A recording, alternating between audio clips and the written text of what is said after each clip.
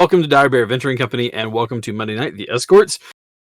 So give thanks to those of who came before us to give us this wonderful day off, as well as to show the hard work and time that they put in to do that. So thank you to all of those who came in the past.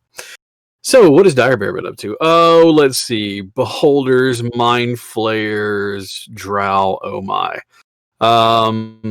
Let's talk about things we have upcoming. The 15th, which is next week, we have Rime of the Frost Maiden dropping. It is going to be on both the physical copies and the variant cover. It looks gorgeous, as well as dropping to D&D Beyond. Give a shout to D&D Beyond. Thank you very much for allowing us to continue to use your tools, the fantastic things that they have going on. Remember, if you do have subscription, that you can share your content with up to 5 games. Normally it's only 3, but you can do actually up to 5 until the end of the year. At that point in time, those 5 will continue on, but you won't be able to do any more. So just to let you know that that's available. Don't forget, they do have some free adventures out there for the resources. If you go to their site and there's quarantine resources, you can actually check out a few things that they have there. Let's see, coming in November 17th, and if I get that date wrong or if they change it, then I will correct myself, but I don't believe I'm going to. They have Tasha's Cauldron of Everything, which is the spiritual successor, the follow-up to Xanathar's Guide to Everything. It has a new way to do your races, as well as handling artifacts. They've dropped in some of the artifacts from the good old days and how to make your artifacts the adventure hooks, as well as a plethora of other things. I could probably spend a good 30 minutes talking about all the different things they have in there. I'm not going to. I could. That means Season 10 should also be upon us, which it is. The end of next week. Yeah, God, that came up quick. Thought I had more time. The end of next week is the D&D celebration. I will be running games on Friday, Saturday, and Sunday, all tailored for the Adventures League intro. So that's like a primer, an epic, and the first adventure that they have for that, and Season 10. You can purchase tickets now to D&D celebration. I will actually be posting up on Dire Bear's page and Facebook and other places if you want a seat at my table, how to get tickets and what slots I'll be running and things like that. Let's see, September 23rd, if I'm not mistaken. Eric, please correct me if I'm wrong. We have the drop on Baldur's Gate 3, is that correct? No? When's the date on that? 30th. Thank you. So September the 30th, we have Baldur's Gate 3, which I'll probably be taking a poll to see if we want to have an additional channel played, or maybe find some time on this channel to actually run some of our viewers with us. If I'm not mistaken, it's a 4-man team. So I know that I'll be picking it up, and so you'll probably be seeing some of us play, as well as having some other people play. Little hand goes up. I know that I'll be picking it up. Speaking of picking up games and playing, I did pick up Marvel's Avengers, and there was some frustration earlier. I will try it again later on, but earlier today was not a fun time for me. I just need to get good scrub. Thank you very much, Raymond, for the sub. Wow, you've given 7 gift subs in this channel. So a big shout out to Decavolti, to Otter, to Ray, who runs the Lord of the Realms. If you are into playing some DDO, or D&D, you can always jump into DDO with us. I'm on there all the time. Just look for me. We also have a guild airship in there, so feel free to join the Lord of the Realm, and it's just Lords of the Realm in the house. Yes, that is correct. So feel free to jump into DDO. You can play along with me and Rambo, and Maddie, and some others. Great group of guys, really laid back. We have a lot of fun, just tooling around the realms as they were. It is September, so don't forget that you can actually purchase a sub for cheaper than normal. So if you would love to support us in all that we do, feel free to drop a sub or some bits, or like Raymond did, you can gift a sub. Let's see, what else do we have going on? Oh, Magic the Gathering is going to actually be producing a D&D card set that's coming out in third quarter next year. First quarter is one set, second quarter is a different set, and then third quarter is the Forgotten Realms Magic the Gathering card sets. So if you're a big fan of both games, or if you're just a huge D&D nerd like I am and you want to have all the memorabilia, feel free to pick those up. If you watch the podcast that I do on Wednesday at Lucky Dice, live from Lucky Dice, that goes on around 5 o'clock until whenever we get finished talking. We actually talked about the WizKids new miniatures as well as the Warlock tiles, and those are really great. I got to use those in the game the other day, and it was just a lot of fun to piece them together and clip them and unclip them. My only complaint is that the locking pieces are a little fiddly, and they can get your fingers worn out if you're not careful. It just takes a firm grip. And I'm going to let that joke stand there. It just takes a firm grip, and then you can control it the way you want to. So let's see. Those are all the products we have coming out. I do want to give one more shout out. You guys would go support our buddy Deca. He does some great stuff over there at Dungeons and Decavulti, so it's on Patreon. Go check out his page. Give him some love and support, and for all that he does. He's also a regular player in a few of our games here on Dire Bear Adventuring Company. All right. I think that I have prattled on about the head without killing anyone, so let's go ahead and start. Welcome to the Escorts. When we last left off, the party had been separated, 2 members being captured by a beholder with his Mind Flayer cohorts. The rest of the party met some allies in a resistance group. They found that the 2 of the members of the resistance gathered a small creature which has been moving around the castle, this giant lone mountain spire that's there. And they found that he said that there was a floating eyeball as well as some snake-faced people. They recognize that the floating eyeball is a beholder. Not quite sure on the snake-faced people, but I guess time will tell. Together with the Quiet Step and the Muscle, they decided to come up with a plan along with the leader of the resistance. They were looking with Chew to create some wonderful distraction and diversionary pieces in the way of basically a medieval version of a flashbang, to see if they can't blind the creature. Now they just have to figure out how to get inside to enact their plan. And without further ado, the 4 of you sit inside of the tavern in the pocket dimension, coming up with a plan. The resistance forces, the 10 of them that are there, look at you expectantly, just seeing what you're going to come up with, recognizing you as the more seasoned adventurers in this whole situation.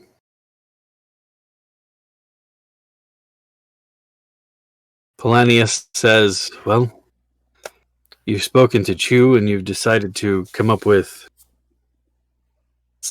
some sort of a bang and a flash of powder. He says he can make, and if I'm not mistaken, I told you he can make 10 over a 3-day period, I thought, but was it less than that? No, you said to get more materials, it would take him 3 days, but he has enough okay, right but now he can make 10. That's correct. So, Polanius looks at you and says, Chew is working on those now. What's the plan? Well, every stronghold has a way to get in and out. You're never going to create a stronghold that you can't get out of in the case of a siege. It's bad planning. I agree. Which means that on the other side, likely from the city, will be a waterway or a hidden passage that would lead us directly into the palace. Castle? Palace? Keep? Castle. Alright. You watch as he nods over to excuse me for a second here.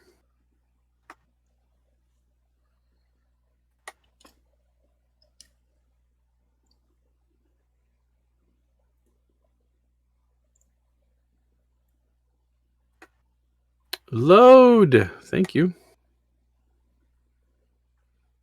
Polonius looks over at one of the older individuals. You see the man that was kind of running the tavern along with his wife.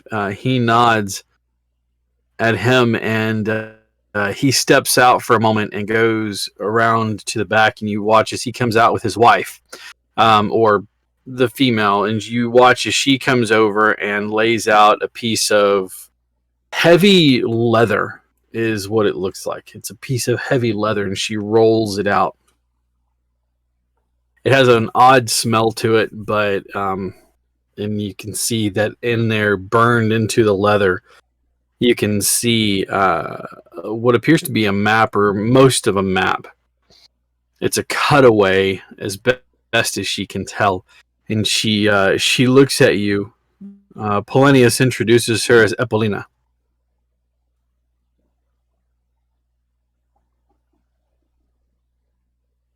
So, Epolina says, "I've worked in the castle for years.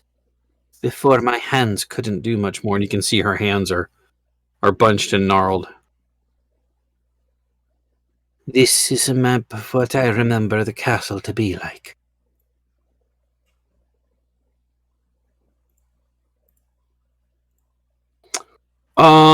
Let's get some investigation checks from those of you who are examining the map. Sure.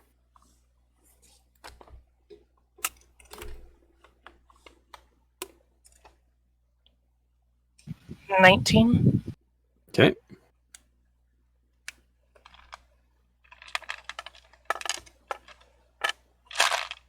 $17 for me. Okay. 6. You're doing great, sweetie. Also 17 for me. Okay. You recognize one of the places towards the lower area appears to be like an inland port or an intake, so that you can like row a ship in there, and it looks like it's big enough to carry like a skiff, like something small and flatbed, so that you can like load cargo onto it and get it in there. You also see another, what appears to be a small entry at the base of it, on what would be this side, effectively, the mountain-looking side.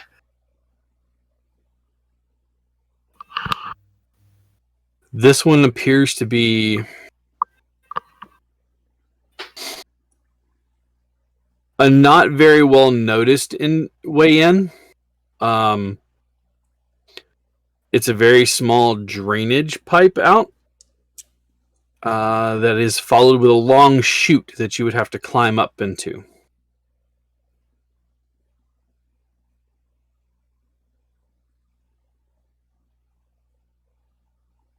I can just imagine what it is drainaging.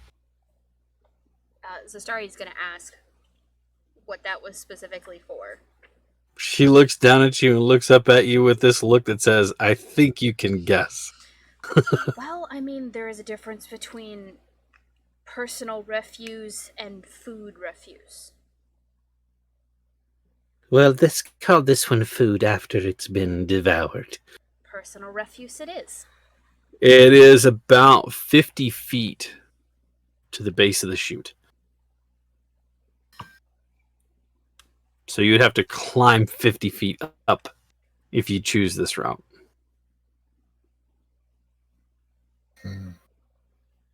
But Lord knows what sort of resistance we're going to encounter going through the dock. Is the dock used mostly for like deliveries? Is it near a kitchen or something? It's near the storage units down at the base of the mountain. Lots of storage areas down there. There's only one way up from there, and that's the stairs up to the livery. Not the livery. That's horses. Scullery. Sorry. Wait, that's not the right thing. It's the stairs up to the scullery, the pantry, and the kitchen, that area.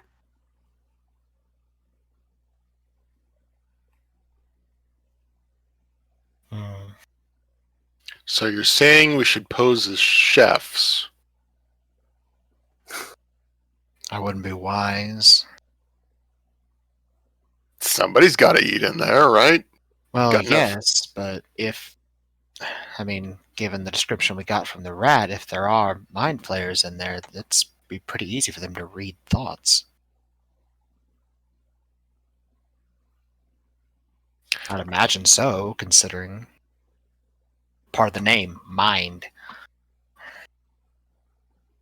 Well, that's assuming that that's what it is. It was a rat.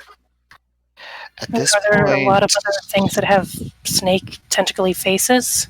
I can't say I know any off the top of my head, but, you know, in the effort of being optimistic, not saying that it's not possible, I'm just saying it was a rat. 28 Arcana, is there any other creature out there that has snake faces? Or snake tentacly faces? Well, he said snake face. Yeah, he did, specifically. Medusa? Mhm. Technically has snakes. The Yanti? Yanti, yeah. The Yanti have literally a snake face. That's Some of them Some do. Well, Naga? there are a few races that have snake faces, but there aren't many that walk on two legs. At this point, while Cthulhu? I appreciate that you want to look on the bright side, I think we need to look on the non-bright side to prepare for the worst. Sure. Says the so SMR let's- who glows like a light bulb. Right. So let's then assume that it is mind flayers. The Mhm. moment we set foot in there and we encounter one, they're gonna know exactly what we're doing. Exactly. So what's the plan then? To we not know what we're doing. I mean, that's typically just us to a T to begin with. Well, yes, but there's really only one kind of magic that can hide you, that can hide your mind. And it's beyond my power to cast.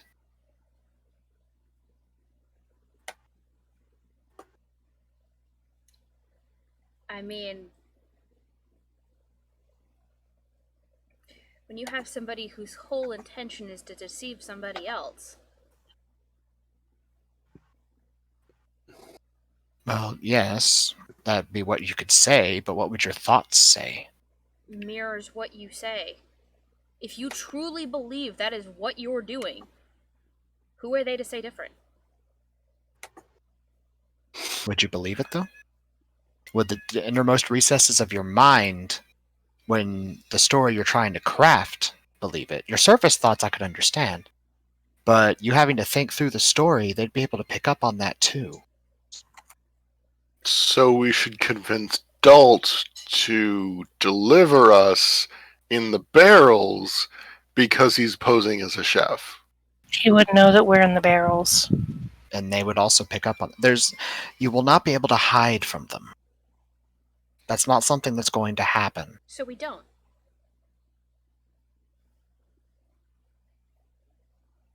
Now, It's a bold plan, Cotton. Let's see how it turns out for him. Now, before you shoot this down, Mhm. hear me out. Take a look Okay. at our composition. Take a look at who we're going to be walking into there with. I've been doing that since we started this. We have a guy who literally looks like he's on fire. And I don't know about you, but I can't say that I've ever encountered that before I met Mello. I've heard And about that it. I have. traveled extensively. 2, we have a woman, a very beautiful woman, with scales showing on her face. Okay. Okay? Again, can't say I've seen that too much either. And then there's you, who is a literal ray of sunshine. Not all the time. Yes, all the time. No, not really. I don't know if you're disagreeing with me or him. Yes. Fair enough. Now, what happens when you show up with 3 exotic-looking people after 2 other exotic-looking people from our party went missing? The 3 of us get thrown in the same prison they're in, and we all just live on this island until we die? Hold on.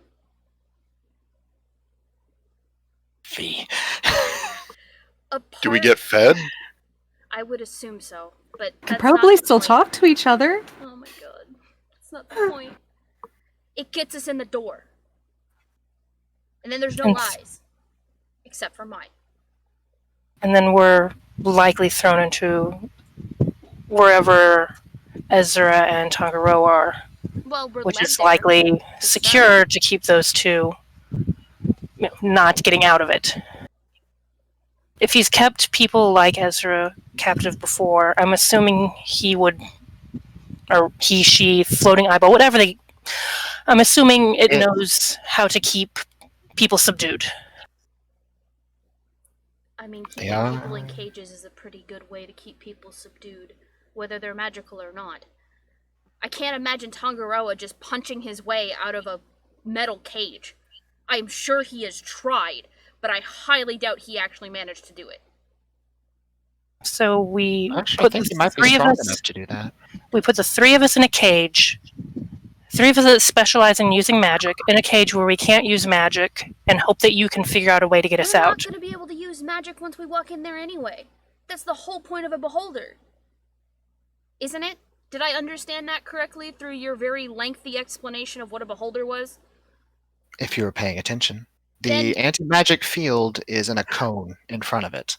It's not radius that affects everything around it. If it's looking at you, and it chooses to use that ability, yes, magic is either uncastable, or if there is magic currently active, suppressed.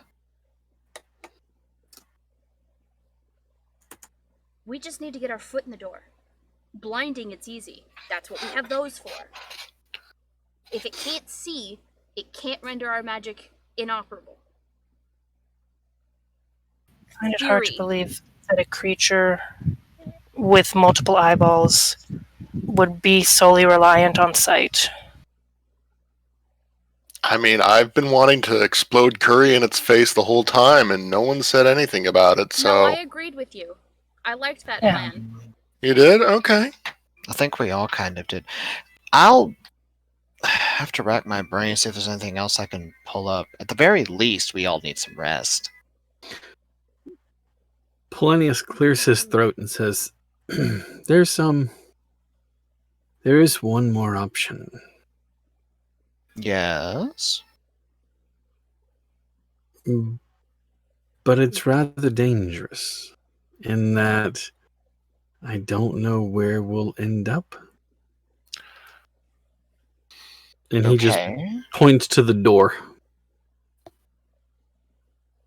Oh, that'll just throw us anywhere in the castle, potentially. Not anywhere. Somewhere. Do you know where that door connects in the castle? Not at all. Oh, okay. So well, in the castle.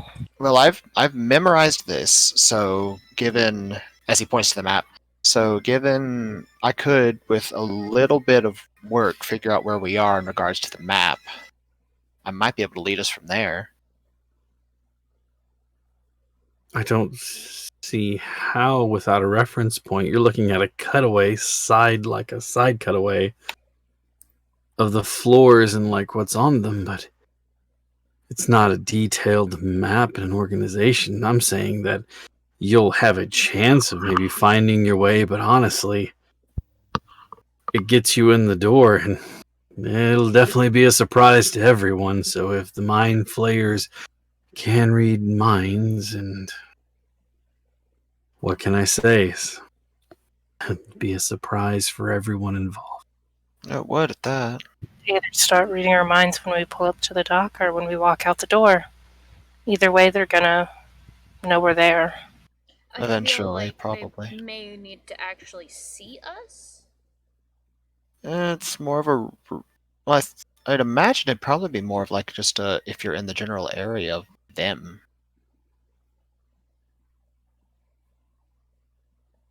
Let's see, Mr. Well-Read. Give me a... Arcana? No. Thinking history. Okay.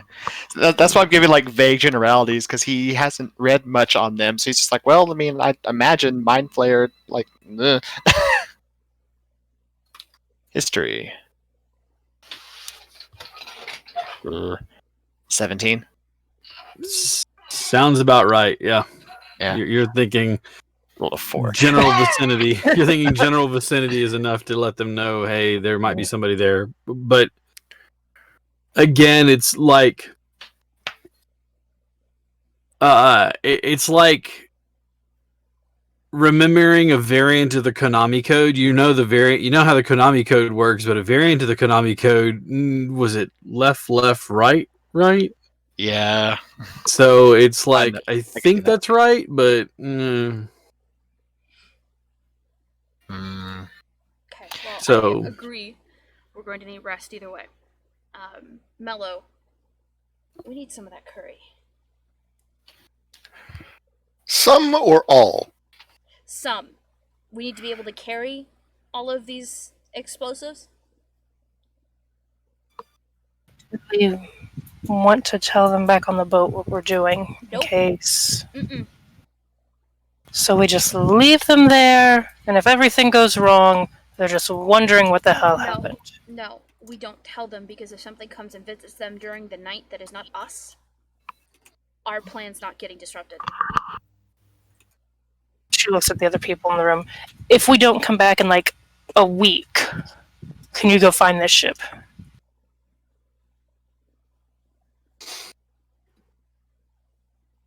if we don't come back, I'm sorry. Are you asking that of Polanius? Yeah. Well, I had ventured.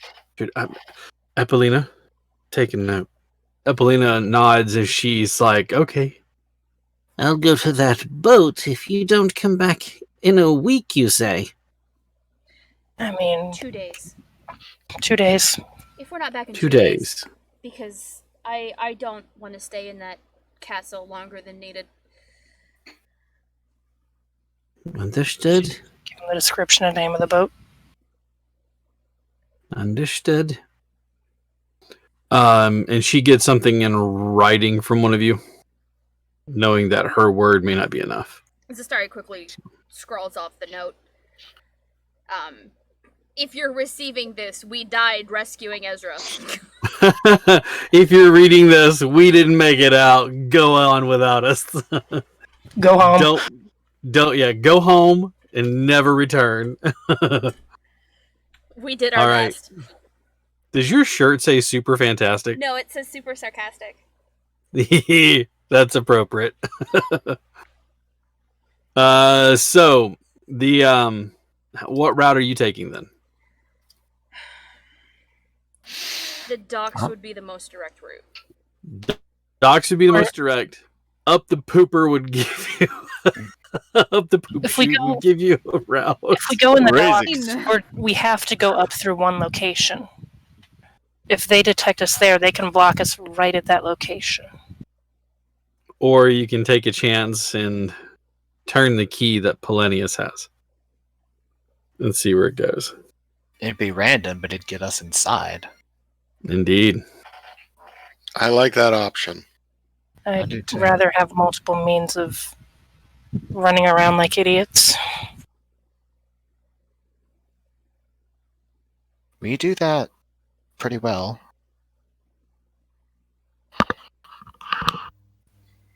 Alright. Door it is then. Mm-hmm. Oh, and Sawteel's like kind of side eye, like glance at Zastari's hand. Is your sword okay with that? I don't know what you're talking about. Is she fiddling with her hand since he just popped that off? No. She's not. Because you asked sword, and it is currently in dagger form. Hmm. So she's not technically lying. Technically. He has been quiet. Yeah, she fucking reamed him out for what he did, but that's besides the point. And he has been oddly quiet. Yeah, I'm going to double check and see what he has to say, but for Mhm. now, he's fine with it. Pretty sure he's going to be upset that he doesn't get to kill a beholder, but I'd rather not. Of course, love. Whatever you say. I'm here for the ride, anyway. Well, You said that it can stop magic. Does that include permanently stopping magic items, or just while it is in the cone of effect? from what studies I put together, as long as it's in the cone of its vision, all magic items are suppressed, including sentient weaponry. As he looks directly at Maddie. The story. That's it. The story. Looks at Character- Maddie. character Insert look- Maddie's character. Right. Fourth wall, just through the computer, like, "Grr, I'm looking at you." He doesn't say anything. He is almost unnervingly quiet. Yeah, Do we want to try and enter during the night? Might it be quieter? Do these things sleep? I would assume it has I- to rest of some kind anyway. Yeah, just I'd be on the lookout for brains walking around on legs. Don't Ju- meta that. You don't know about intellect hours. You don't Commented know about on- intellect hours. I thought I mentioned that last week and didn't stop me. No. Not in character. Alright, well, all of you should go rest. I'm going to assist. Assume that none of this is taxing. I'm sorry to cut you off, but I'm just going to say assume that none of this that you're doing the planning here is taxing, counted as a long rest. Okay. So, sorry. Go ahead, Cesare. Yeah, she's just gonna tell him, like, go rest, take a nap, collect yourselves, I will finish helping Chew. Be quiet. And perhaps make a little bit more. Or a couple of these curry bombs. Curry bomb.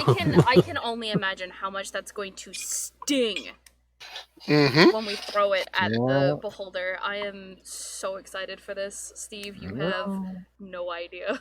It will be interesting. But while everybody is doing their rest and I've helped Chew, I am going to sit there and enter that nice little bachelor apartment brain space that I have created for my sentient weapon, which is how I talk and discuss with him. Mm-hmm.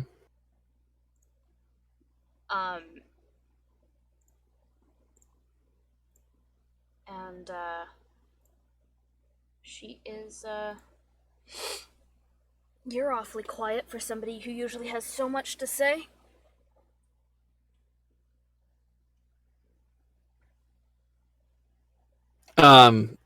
He is dressed in basically like a gown, which is belted, and he has like a small flopped hat on and a pipe in his hand, and he just looks at you, still looking like, a dream come true. Mm-hmm.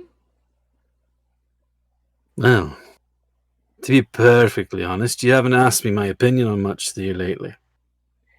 And after our last conversation, I got the opinion that you weren't really fond of my assuming control, even if it is to save your life. I didn't want to end up at the bottom of the water. Now you're going off to facing against the beholder. And mind flay us. What do you want me to do? If you come to ask me for help in this matter. I've come to ask for your opinion. And it's not so much that I don't like you making sure that I stay alive. But there needs to be a little trust. Oh, trust me, I have only my best intentions in mind. I know.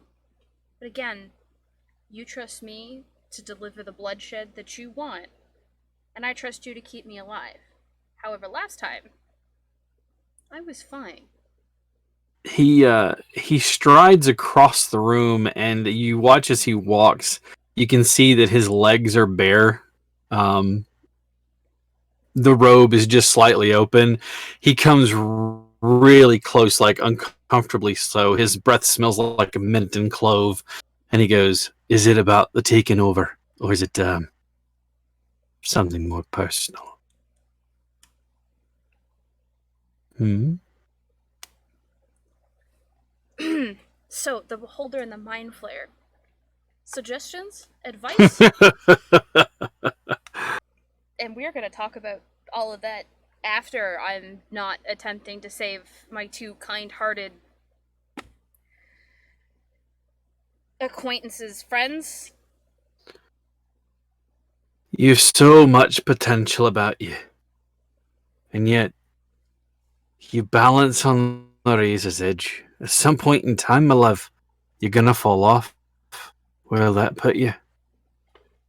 Flat on your arse is where it's gonna put you. Oh, I always land on my feet. Why don't you just give in? A bit of the old ultra-violence, if you will. Oh, Have your friend port you in wherever you need to go. Draw me out and let me have my way. tempting. Now, what happens if you're caught by the Beholder? And then I'm suddenly bereft of your power? Left to my own devices with Lord knows how much damage. And unable to get out. And then you're left there with the Beholder, unable to continue your wholesale destruction and death. Yeah. We'll immolate that bridge when we get there. But in the meantime, snicker snack goes the blade as I cut them down. You can leave your friends here. Take your little bombs with you. Drop in, blind them, and watch me weave like a good needle with thread. Stitch the problem up for you, love. You know No what? more the wiser. That's not a bad idea. But what we're gonna do is we're gonna take my friends and use There them you as a go, distraction. thinking No. again. Use them as a distraction if the Beholder's not focused on me. Oh, turn him over to the big eyeball thingy. Well, you and I do a bit of the old 1-2 up the roo. Pretty much. I like it. Said pretty much. After all, one of them is literally teeming with magic. Actually, technically all three of them are. And here we are, just you and your blade.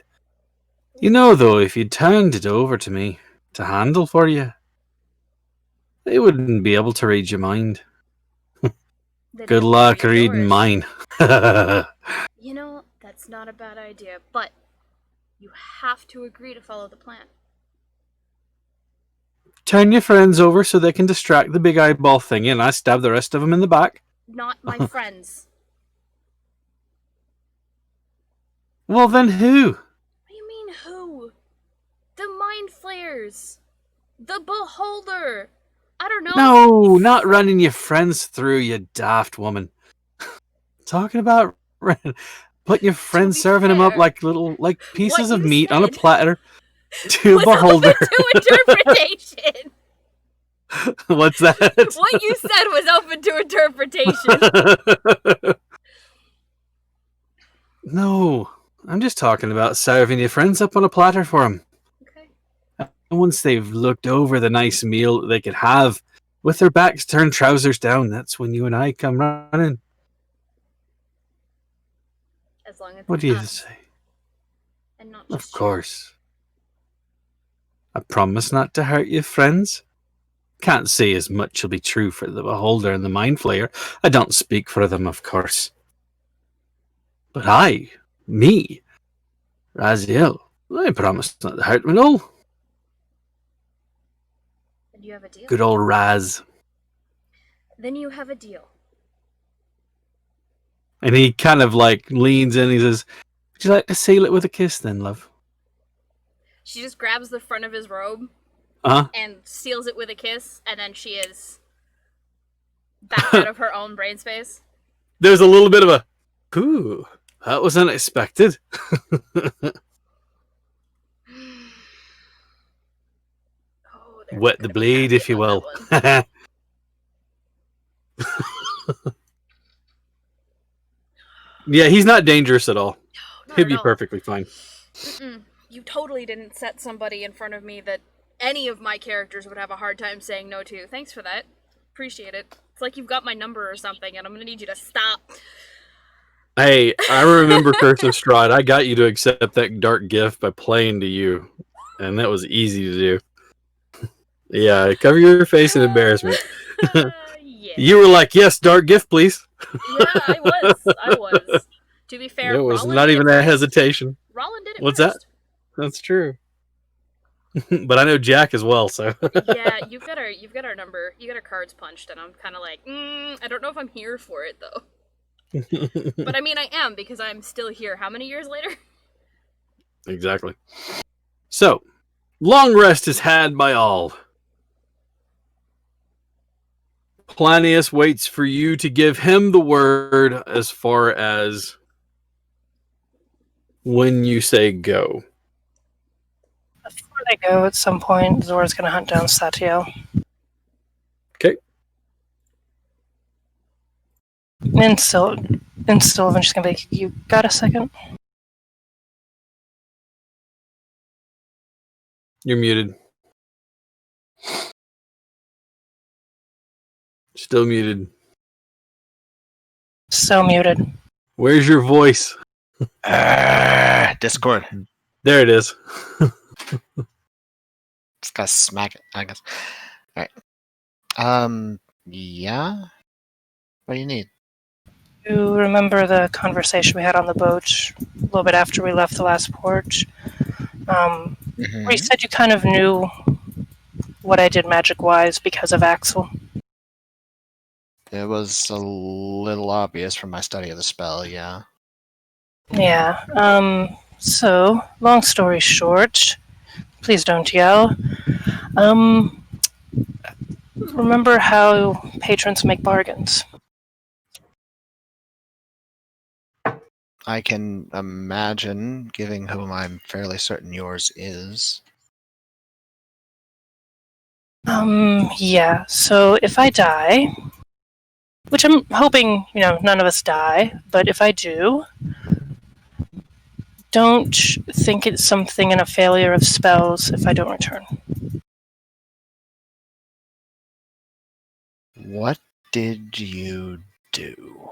Probably something very stupid. You're gonna need to elaborate on that. Should I expire on this plane of existence, my soul goes to the summer court.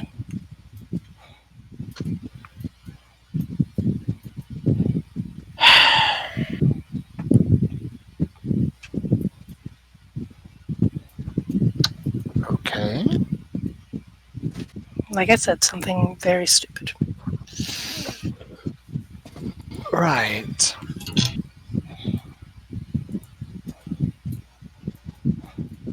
So...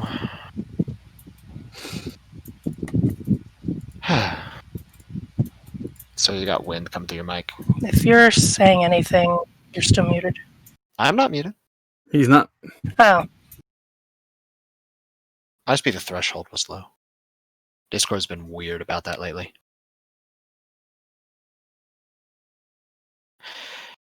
I don't know what to say to that. yeah, well, I didn't really. It was a choice of one of two things. I had to take one of them. Either one was I go to this summer court on expiration.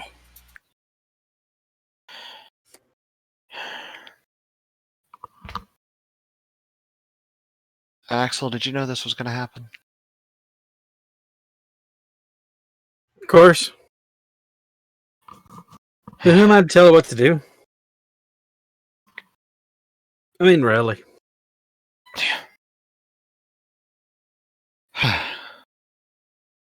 I mean, I have no plans on dying. I'm just... I know how your mind goes. If you mess up a spell, you'd put it on yourself for years. Yeah, that's not far off.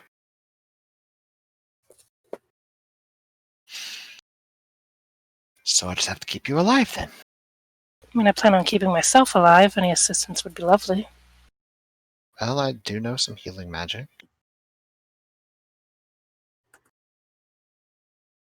Like I said, it would have been kind of a...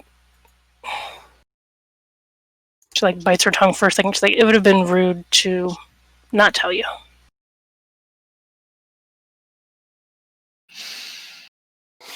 Right.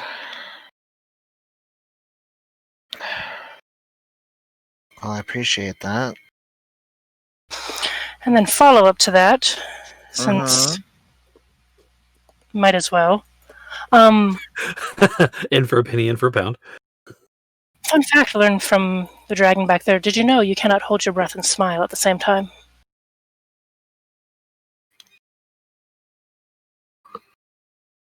He does it. It's like, what are you talking about? Yeah, you can. Reaches up, pats his cheek, gives him a kiss. Just wanted to make sure you'd smile today at least. Okay, that was good. I've been saving that one. I really have. So let's not go die. And walks off. Perfect.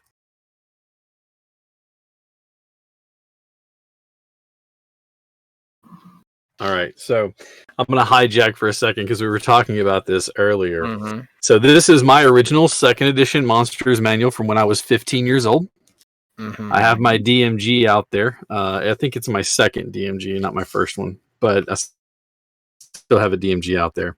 So we're talking about one of the things that they do in here is they talk about like the habitat and society, but they talk about the ecology and like how you can use some of the creatures. Like it says the ecology for the Gripply. The Gripplies eat fruit and insects. They trap small insects in large quantities and hunt the giant varieties like humans hunt stags.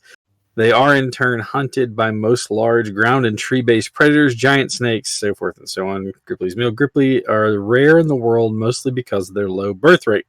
They live to be 700 years old but give birth to only 6 or so young in that time. Because of this, the Gripply defend their young ferociously. And it has a picture of... It's changed much in time, but there is a picture of a Gripply. So this is the old school book, and it talks about, like I said, and it's a lot. It's really interesting because, like I said, if you were wanting to get the immersion where you were like, hey, I just killed this thing. What can I use it for? Or is there anything I can use it for? They would have in some of those cases, yes, here's what you can use this in. And it's in the ecology section. So like fledgling griffins sell for 5,000 gold pieces on the open market. Eggs sell for 2,000 gold pieces in case you captured a griffin and you wanted to sell it. But yeah, it's an interesting book, and it's I love the artwork in here because it's old school. But yes, I have this. I have my DMG. Yeah, it is mine. I did turn 44 yesterday, for those of you who aren't aware, but I have my DMG as well as I don't have my player's handbook. That's gone now, but I want to replace it again. So I need to, but I've got a bunch of stuff on my shelf from my days of second edition. Who knows? Maybe someday I'll, for funsies, run a game of second edition for people. But anyway, back to the game. So after that short conversation between the two of you, anything else? Anybody else? Anything that you want to engage in? The two of you, you're just in your cell. They make regular rounds whenever they open the doors to feed you. All 4 mind flayers are there. They open it, and then food is served to you, and then it's closed again. the mind flayers. So the beholder isn't opening it; something else is controlling it, and they're actually like, open on cell 1, and the cell opens. They enter. They put the food down, push it in, and then close it again. Go ahead. You're gonna say something because I know you watch as Ezra as they open the door. You see all mind flayers. They're kind of spread out back. You see that the food is actually being brought to you not by one of the mind flayers, but by a drow, a dark elf. You watch as the dark elf walks over with a big tray, sets it down. One of the mind flayers just moves his hand. The barrier opens, and then the dark elf moves the tray inside. He like pushes it, and then the mind flayer makes a motion again to close the barrier. Ezra doesn't eat. No Okay. matter how often they bring him food, he won't eat. Okay. I was about to say, how long have I been in here? You feels like you've been in there for hours, but it could be a day already. You're not sure. Am I close to Ezra? Like I said, you're opposite and about 4 barriers down or 3 barriers down. So you can't see each other because it's like a prison cell. You can't Could I hear him if I shouted or not really? Not really. It's muffled. Because you got to remember that these are to keep in creatures that have abilities that can can be used either via sight, because you pass an Umber Hulk, which looking into an Umber Hulk's eyes can create confusion. Other creatures have a keening wail that might do something, but you notice that the barrier keeps like all that magic in place. So I was about to say, because I probably am not going to eat either, because I have a phobia. Being alone. you watch as one of the dark elf is there with food. Both of you, as the dark elf serves you food with the mind flayers, give me perception checks.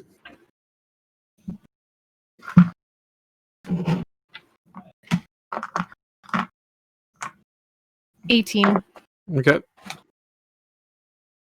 Okay, you don't notice shit, but I literally rolled a natural 1. I'm in full mental breakdown mode. Yeah, you're over there in the corner rocking yourself. Singing Celine Dion's All By Myself. Uh-oh. The dark elf that serves you food appears to be doing so by rote or autonomous action. Doesn't seem to be like of its own accord. It's almost like its eyes or its mind or and it's just doing whatever it needs to do. Okay. All right. Any sort of attempts to do anything while the door barrier is open for the brief moment? No. Jailbreak yourself. Go full ninja. Happens if I kick the drow. No. Ezra would do that. That's Far to mean. kick him. Yeah. No, Ezra wouldn't. No. Actually, after the drow leaves, Mm-hmm. what does the cell look like exactly? Again, sorry. It's about 15 by 15. And it's got like very soft pillows set in there. There's a wardrobe with some clothes. You can see that there is a chamber pot and other like accoutrements. There's nothing that leads out of the area. Okay. So, but you can see that it's like I said, it's nicely done. They bring in. You haven't seen it yet. You haven't been there, but you do see that they bring in they apparently bring in water for the basin and things like that. So Okay. it's not like a bare prison cell. Oh, good. That makes it a little better. At one point though, You're in a zoo, not a prison. not a prison. Yeah, this time around. At one point, Ezra does start to panic a little bit because as much as this is better than what has happened to him in the past, it's still him alone in a smaller than he likes area.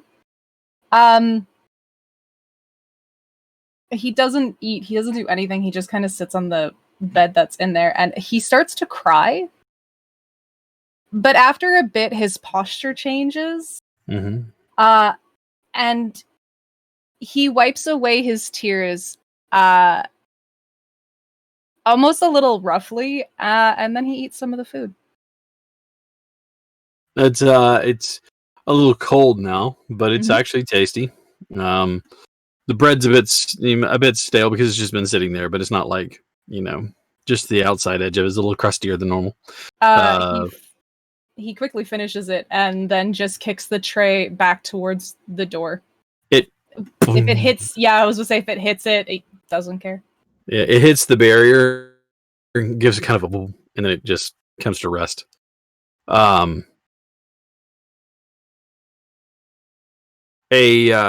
Another dark elf makes his way through the halls. Like you can see, he's got like a notebook, like a piece of parchment, and a quill, and a small bottle that seems to be floating with him. And he'll dip in there and write. He looks over at you, looks at the tray, looks at you, looks back down at the tray, makes a note, and then makes his way back towards where Tangaroa is. Tangaroa, after a few moments, you see the same dark elf. He's got a parchment. He's got it unfurled. And he has his quill out. He makes a note, looks down at your food. Did Tangaroa eat anything? No. Maybe I moved it around a bit, but pushing it around with the fork. What my kids do all the time. I'm full. You barely ate anything. You moved it with a fork, and that's it. He makes a note and then looks at you and says something. What languages do you speak? You just speak Common, Aquan, Abyssal, and Primordial. okay. Like the Aquan dialect, yeah. Yeah, he says something in a language you do not understand, but you get that it's a question. He asks it again, a bit louder and a bit more sternly, but again, it's a question, but you're not sure what he's saying. And then you watch as he points at the food, and you're hearing him quite clearly. But he points at the food, and then he points and he goes,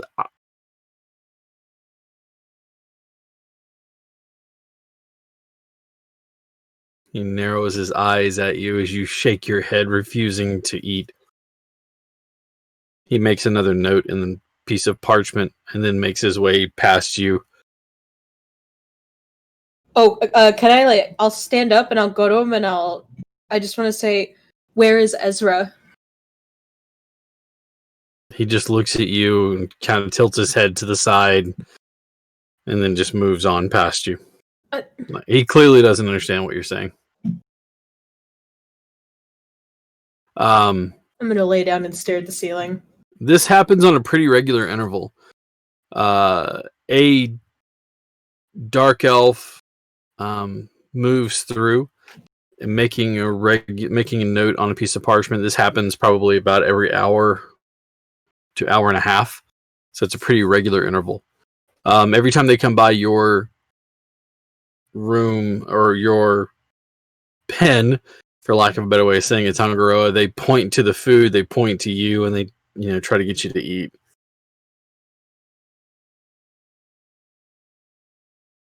I push it back towards the barrier. You just pick it up and throw it at the barrier. Just that is a clear message, and they just move along without so much as a further word to it. So again, the room or the pen that you're in, for lack of a better way of saying it, is comfortable. It's got big pillows for you to sit on. It has pretty much like everything you would need for your comfort. After a while, you watch as the 4 mind flayers come, and they have two of the dark elf with them. And they seem to be looking at one another, and there seems to be some sort of communication, but even though there's no words that are being spoken. One of the mind flayers nods his head up and down. And then all 4 of them walk away. They're gone for a few hours, and then they come back. And you've probably been since like the initial catch up, and then with these guys doing everything that they're doing with prep and everything, you've probably been in here for I'd say about 8 hours now. At about the bottom of that 8th hour, going into the 9th, you watch as a large group, a large contingency walks past your pen, Ezra, and walk down. And when I say a large contingency, you see like 4 of the mind flayers, and you see about 8 dark elves, and some of them are clearly magic users. Tangaroa, your heart beats a little faster as you realize that this contingency of individuals is stopped outside of your pen. One of the mind flayers motions like this, and the barrier drops. You watch as the 4 dark elf, or like 4 of the dark elves, spread out to kind of keep an eye on you, and the other 4 make their way into your pen. You get the idea that they're doing something. They're going and making hand motions. They're making gestures, and you watch as a large section of your floor is just gone. Like the dirt is just gone, just disappears. A few more hand gestures later, and you watch as water fills it up. And then all 8 of the dark elves leave the area, and the barrier is put back in place. Now half of your room, so the 15 by 15, let's say a good 10-foot section of it, is now a deep pool of water. This is about to turn into Shape of Water. Nobody's trying to have sex with you. I'm just saying. Not these 12 individuals, anyways. So it's like they gave you, like somebody said, a wading pool. They gave you a pool of water, thinking that maybe that's what you need or something. So the rest of you have rested at this point in time. I just want to submerge myself completely in the water and just hide. Yeah, it's about 10 feet deep. And you're just in the water now. Planius looks at you, and you can see he is just coiled tight with nervous energy. Chu seems to be very serene and relaxed. Medeiros is rolling his shoulders and doing the whole flexing thing and getting his body stretched out and stuff. And he kind of holds one of his arms out and he says, "Reckon I can catch 3 of them across there. Just all 3 of them. Like that." More than likely, you're a rather large individual. I'll take that as a compliment. Yeah. Well, I mean, yeah, you could snap me in half. Yeah, but look at you. You're like made out of twigs. Exactly. It's all right though. I like you. You're fun. Well, I'm fast. You're not as fast as him. And he points over at Chew, and you can see Chew is kind of bouncing on the balls of his feet. But again, it's not like a nervous energy. It's like a fluid motion as he just kind of like sways back and forth. I don't know. How fast is he?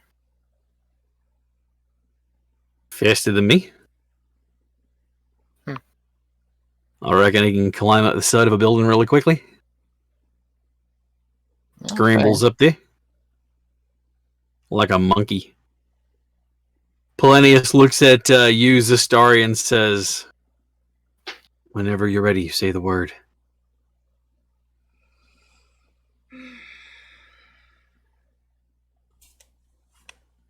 Well, are you guys ready?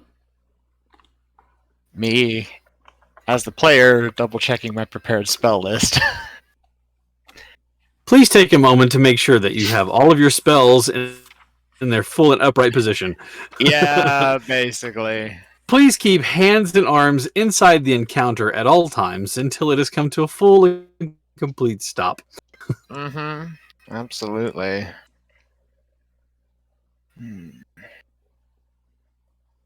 No, I want... No. To be clear, during the long rest, did we go to the ship yet, or is that the next step that we're doing? I've figured during a long rest you made your way back towards the ship. And were you going to the ship, or were you sending Epolina there to do her to hand the note over? Or she was going in 2 days if you don't come back. She goes in 2 days if we don't Right, come back. right. She's not bringing the note there. You want me to take it now?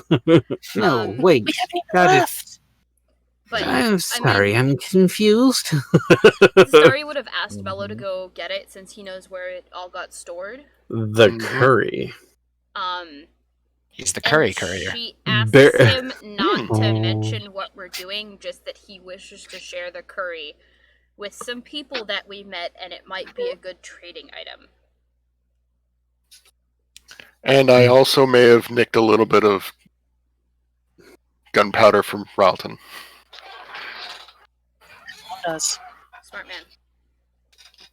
Ralton is currently laid up in a hammock between two of the cannons comfortably. So you absconding with a small keg of powder, like a pony keg of powder, would not be a problem. Carrying it on your back or on your front like a little baby Bjorn, and you have one of the small barrels of curry with you. So you have, I would say, like when I say a small barrel, it's like that, but about that big around. And the powder is probably about that big. Remember, folks, buttload is an actual measure. So, how many people are coming? Is it just going to be us four, or...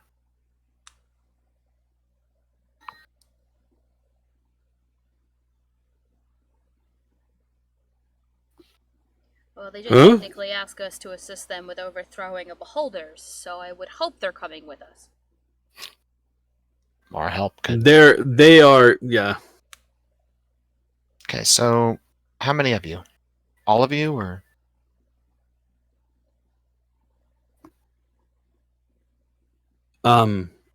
Medeiros and myself and Chew. Right, okay.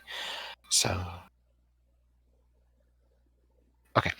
He'll reach into his bag, he'll pull out 7 pearls, Mm-hmm.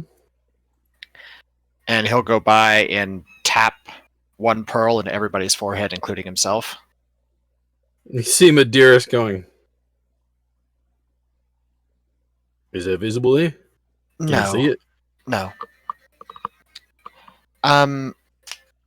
These 3 know what I did. For you all, I just gave you the ability to, once, in the next hour, rewrite the threads of your own fate if something goes wrong. Is it luck or wish?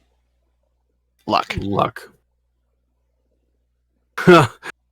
Yeah, he's not casting that many wishes. No, I had to make sure because there's a very distinct difference between a wish and a luck.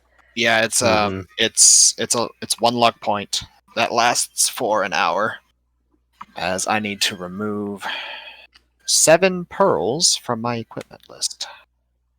All right, if we're ready, we have a rescue and So I can only do that. to overthrow. I can only do that twice more.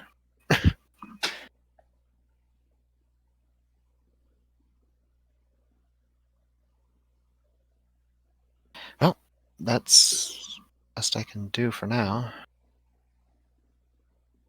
I am now over here looking at barrel sizes. Give me 1 second. Wonderful. Yeah. This is the rabbit hole my brain goes down. It's like, no, I wonder what that is. Mhm. 5 gallons is called a pen. Yep. So I would say that you have a pen of each of those, or a. Nah, I think a pen would be better. E. I was gonna say a firkin, but that's much bigger. Also, see, so part luck to yourself, one willing creature you see within range. Before the spell ends, can dismiss the spell on itself and roll an additional d20 and choose which of the d20s to use. When an attack roll is made against the chosen creature, it can dismiss the spell on itself to roll a d20 and choose which of the d20s to use, the one it rolled or the one the attacker rolled. If the original d20 roll has advantage or disadvantage, the creature rolls the additional d20 after advantage or disadvantage has been applied to the original roll. So it bypasses the advantage-disadvantage rule set. Excellent. Polonius looks at the rest of you and says, well, here goes nothing. And you watch as he takes out that odd-shaped key. It seems to be, like a big square on the end of it, and he puts it into the lock. And he turns it and turns it again, and he seems to be cranking it back and forth a few times. And then when he does, he stops and he opens the door. You're looking out onto a hallway. It is not lit. It is dark in the hallway. As you look left and right, the floor itself seems to be carved out of a dark amethyst. What little light does filter in seems to be reflected back in refractions and shapes and things like that. It's as though the entire mountain were a geode, and the entirety of it was carved out of the amethyst inside. It would be beautiful if not for the deadly purposes for which you are here. No footfalls catch you. You hear nothing in this hallway. Ahead of you, you can see, to your left, you can see that it goes down about 20 feet before giving you a T, where you can go left or right, knowing that to be north or south. As you look right, it ends in a dead end about 10 feet out. So it's like you can go one way to here from here. Right. You do see doors opposite of you. There's two doors opposite of you. As we step into the hall, Saltiel is going to cast Locate Object. Mm-hmm.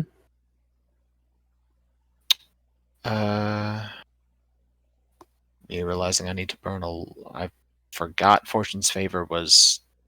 Yeah, I just burned a lot of spell slots to do that.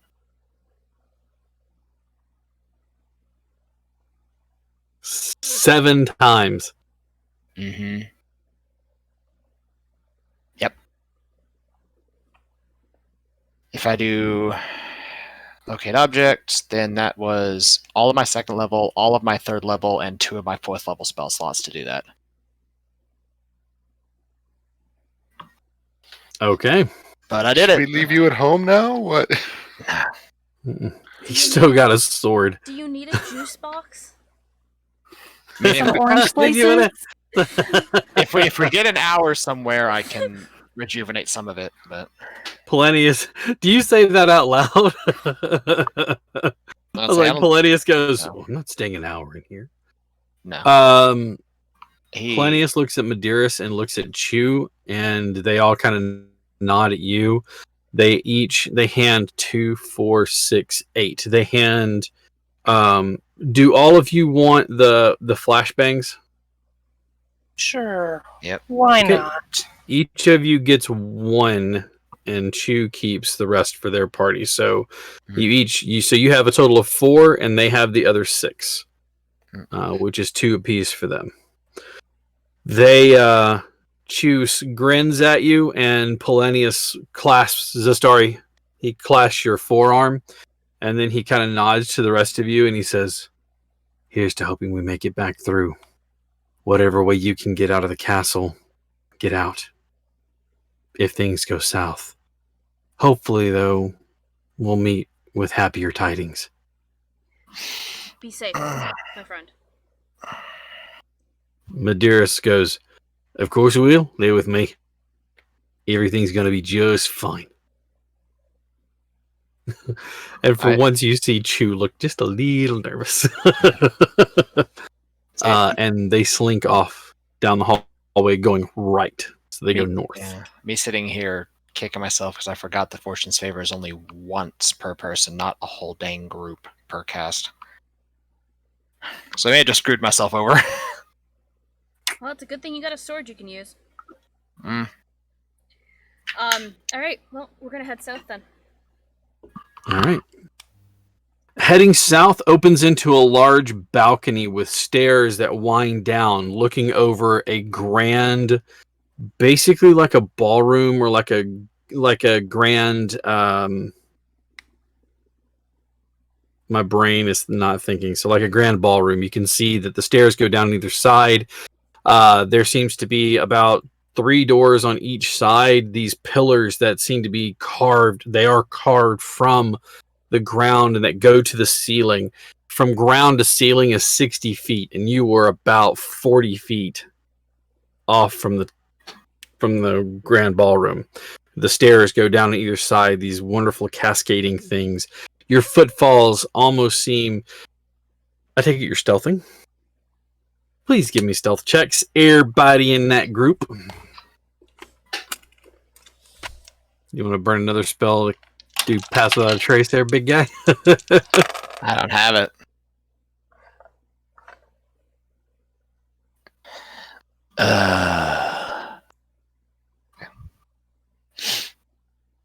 Satiel's apparently tired from all that spell casting before we came in. Mm-hmm. How's the story doing? 17. Okay. That was with advantage. Okay. Satil? A 6. Okay. Zora? 18. And Miller? 16. Helping to keep your ally from tripping up too much, you help to guide Satil, keeping him quiet with the rest of you as you skulk down the stairways. Occasionally your footfalls ring out, but they die quickly out in the middle of nowhere. This doesn't appear to be as resonant as some other gemstone, and you quickly make your way down to the base of this grand staircase. 6 doors on either side. That would be the east and west. Behind you, underneath the stairs, you see a large set of double doors. They seem to be carved from the amethyst as well. You do see hinges, meaning that they open outward. The doors cover from the ground to the base of the staircase above it. So a good 40, they're big 40-foot tall doors. The doors that run along the side seem to be about the same height. And at the far end of this grand ballroom, it's about 50 feet to the other end, you see another set of these big double doors that seem to open outward as well. There is no one in this room. As a matter of fact, since you've been in here, you have seen little to no. You've seen no activity or life or anything else like that. Also, I do want to say the locate object spell is focused on those beads again. Okay. You get they are beneath you about 120 feet. Okay. Down. And to the... You went south to the west a bit. Do I recall a grand ballroom, grand hall? You do. Map? You do. And it is about dead center of the map. Okay. Do I remember any of the doors leading down? You give me a history check. Keen mind, do I? Yes, you do. As a matter of fact, you know that there is a set of stairs leading down and up on the first doors right there. So as you are looking out, the first one on the east, since you're facing south, the first one on the east, sorry, it leads down, and the first door on the west leads up. Okay. He'll point that out. I was like, well, Ezra's about 120 feet that way. If we take those stairs there, we should be able to start heading down. Passive perceptions again from everybody, please. Once more. 19. 20. Just 20, 19, 16. 16, and 13. 13. Zora, you and Zastari hear footfalls. There is a sound of shodden feet, so you know that somebody marching with metal is making their way in their direction. It seems like it's coming from the doors that are underneath the staircase, so the grand doors that are kind of behind you now. Like below and behind. Like if you guys, because you guys made your way down the staircase, so you're standing at the base of the stairs. There's that big set of double doors that were built underneath the stairs. That's where they're coming from, behind those doors. So you can quickly move your way across to get to the doorway that he said leads down. Okay, move. One's coming. We gotta move. Hmm. Okay. All right. Is the door Make- unlocked? It is. Okay. It is unlocked.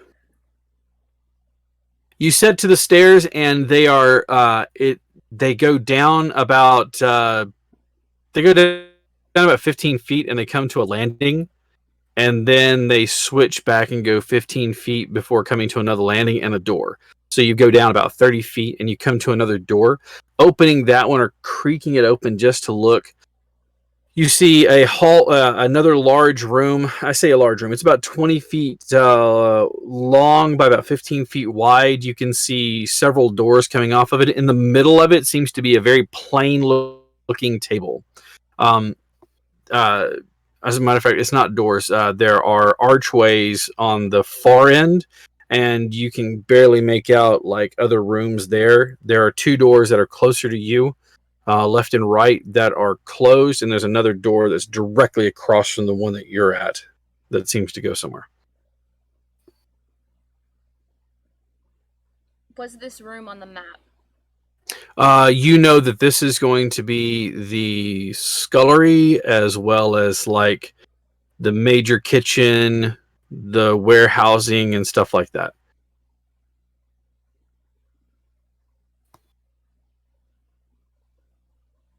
We need to keep going down. So which stairway leads down? Mister, I remember everything I've seen. Was that on the map, Cap? It is.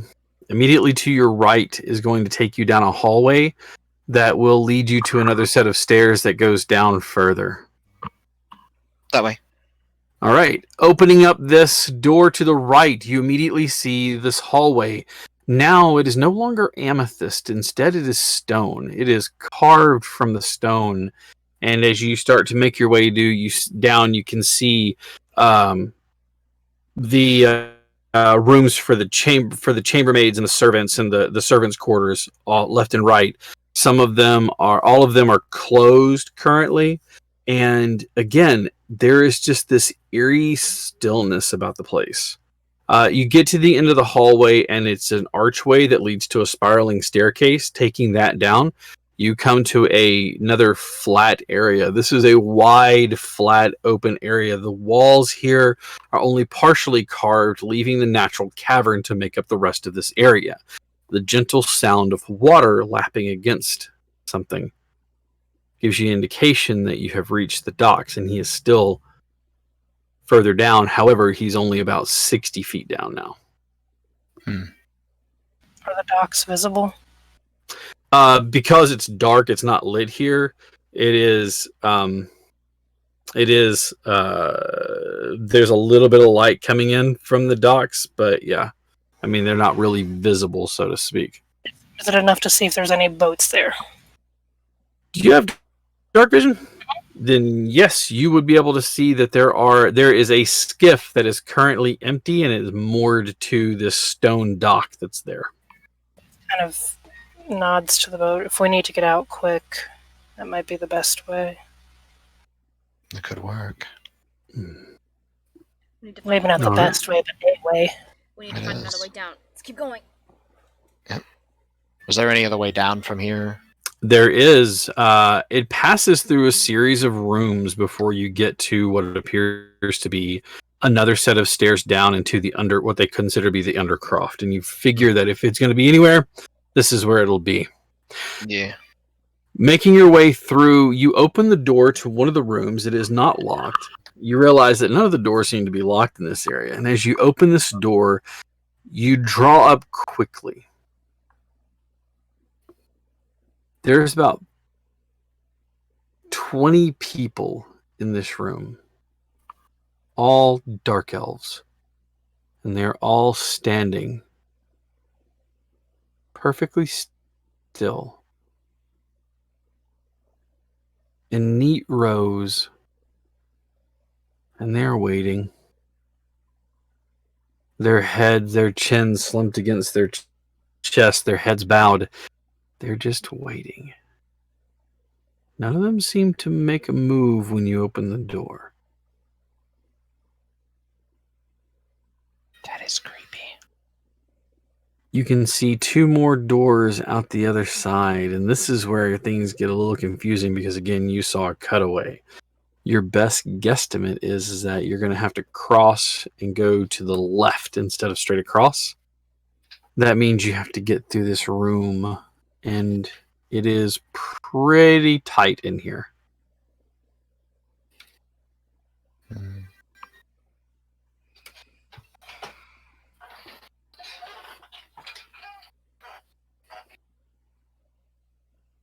Is there like a clear-ish pathway through?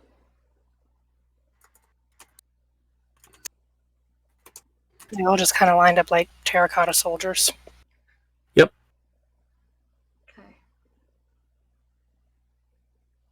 They are all standing there. I mean, you can make it between the rows. You just have to be very careful not to disturb them.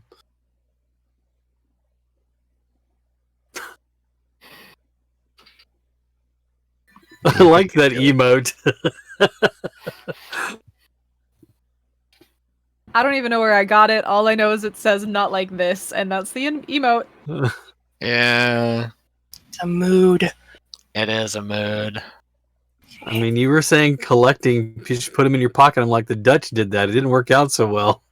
We have a global problem now. Let's not put people in our pockets, okay? Leave the dark elves where they are. Just move really slow. They're all so cute. Just put them all in the bag. It's fine. No. Just- Zestari is just going to very carefully and slowly make her way through the room. Give me a stealth check. I can do that. Is that all of us trying to make our way through? As each an individual, though. This is not a group roll. Like a 30-something? 29. 29. I don't have Yes. expertise in stealth. She wasn't You- built for stealth. But I still took it. She was built for comfort, not for speed. Anyway, That's not what I said! Well, Not what I said. I I'm know. burning my luck point already. Okay. She I rolled a built for 1. deception. That luck point. Burning your luck point as well? No, I rolled No, a okay. 24. Oh, That's yeah, better. you're good. A 19 beats a 1. It does. So 23. So the 3 of you skillfully and carefully make it across the room And then without there's disturbing Mello. I got a 19. Yay! And you also make it across the room. Opening this door, there is a large room. It's about 30 feet across by about 40 feet long. Multiple doors and an archway at the far end give you the indication that this is the staircase that you need to get down into the undercroft.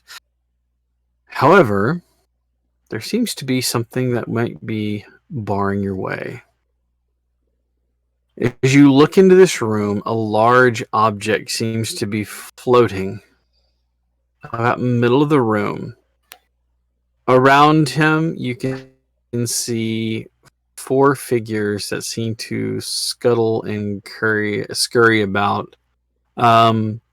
Piles of objects seem to be gathered in this area as well as you look. There's no light in here, but you get the idea that they are material objects that have been gathered throughout this entirety of this castle and have been gathered here. A voice, low and guttural, laughs. Look at me. I'm like a dragon.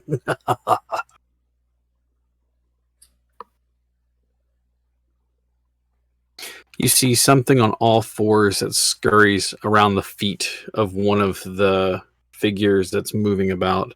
It almost floats across the ground, the little thing scurrying beneath it. It is at this point that I would like everyone, and I do mean everyone. Actually, hold on a second before we do that. 19, 19, 24, and a 29, right? Okay. You see the entrance. You're going to have to get through this room, though.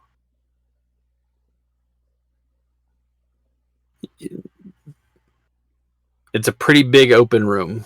You can see some boxes and crates here and there, but it looks like mostly that's in this room are sacks and piles of things.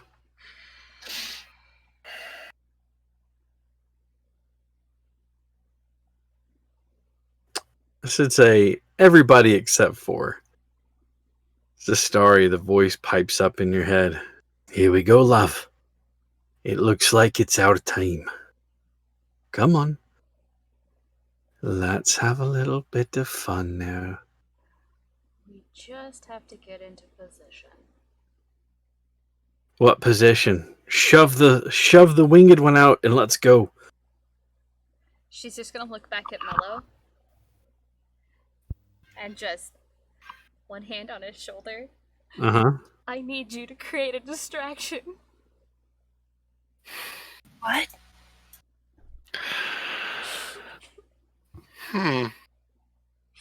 You're the only one I can trust to do this.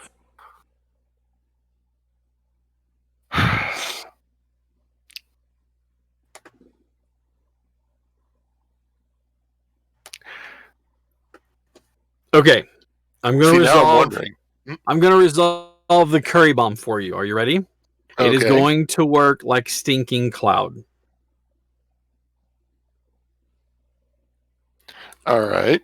Because it is a 20-foot radius sphere of yellow, nauseating gas centered on a point within range. Would it be stinking cloud or stinging cloud? Oh, that's a good question.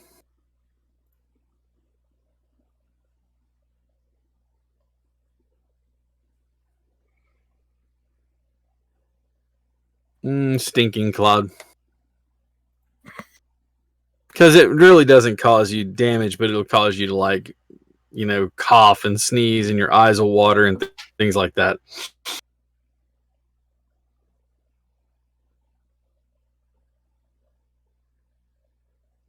But that's how it will work. I love the components are a rotten egg or several skunk cabbage leaves.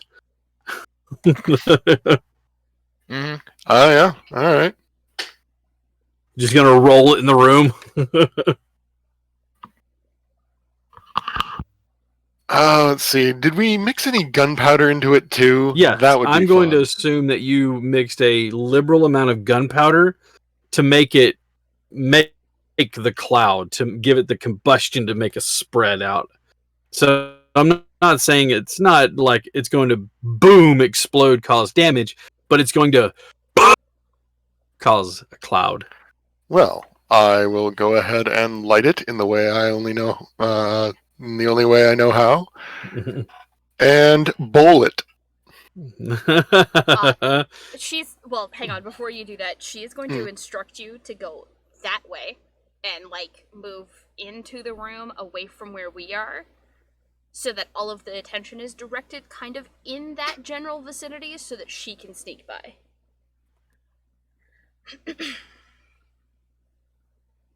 Like I said, you're the only one she can trust to do this.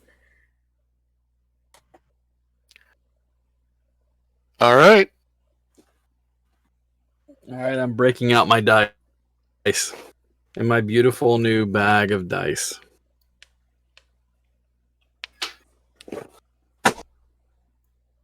Isn't it pretty? Look how pretty it is. Mm-hmm.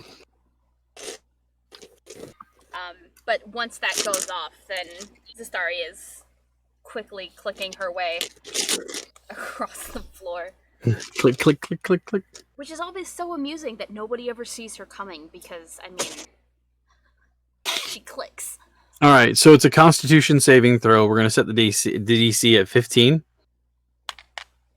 All right. So that seems to be fair. Con save there. One Mind Flayer starts to make a horrible retching sound. Two Mind Flayers are making a horrible retching sound. 3 Mind Flayers are making a horrible retching sound.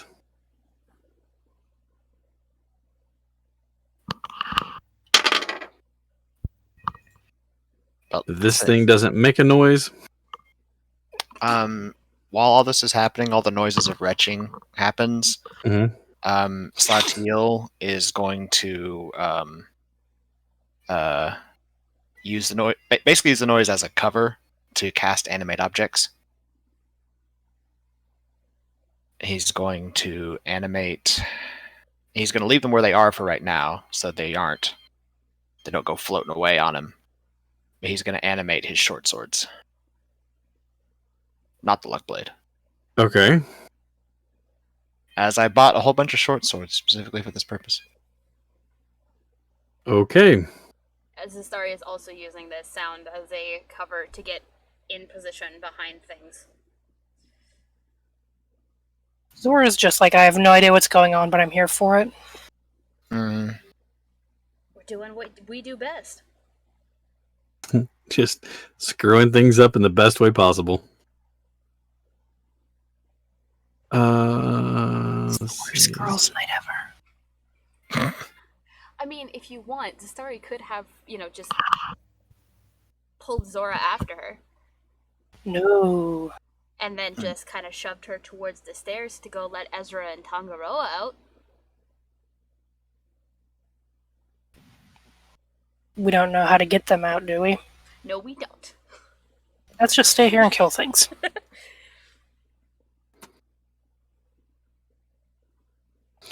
All right. With that, I'll go ahead and have you guys roll initiative.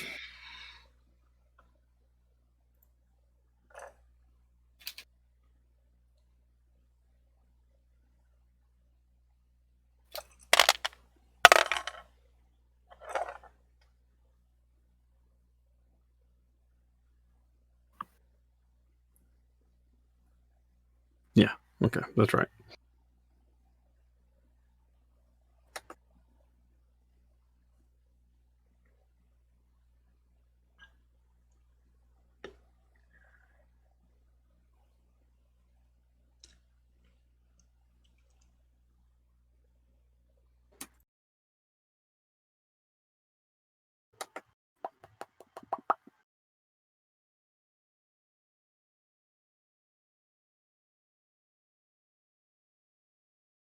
Cool.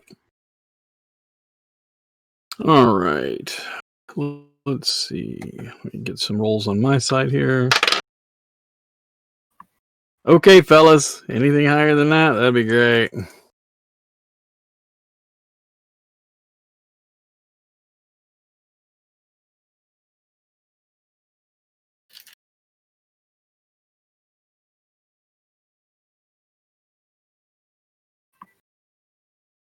Now we're cooking with gas.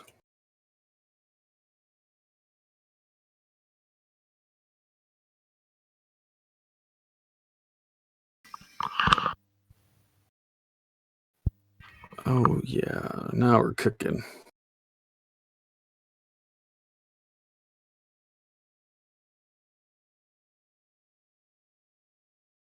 Okay. 20 or higher. What'd you have? The star, 22. the star stepped away, but she said she had a 20 in chat. Okay, so you had a 22? Yes, I did.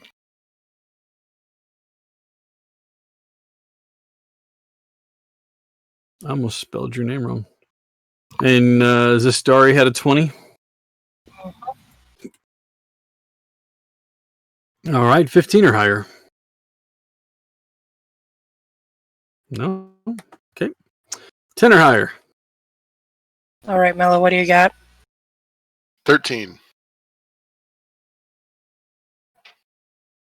Zora?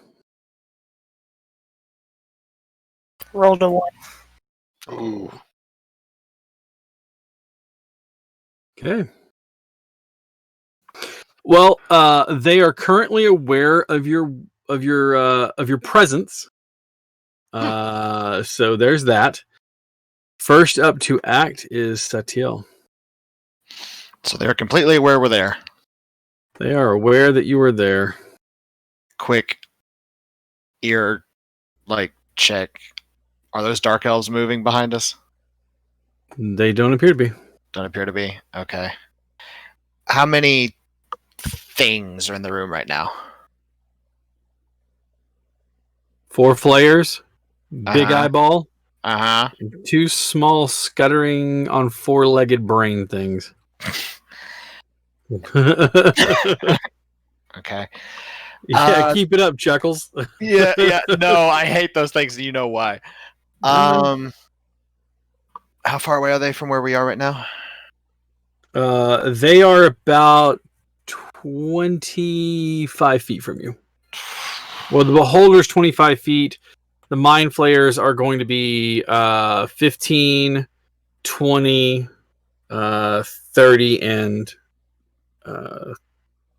35.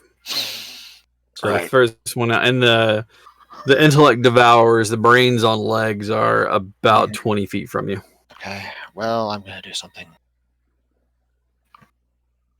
Probably shouldn't, but gonna do it anyway. It's gonna be a lot of rolling. First off, Luckblade comes out, flourish. Gonna steal wind strike the beholder and the 4 mind flayers. Okay. So I'm gonna see. So 17 on mind flayer number 1. All right, hang on just 1 second here. Okay. These are to hit. I understand. Okay.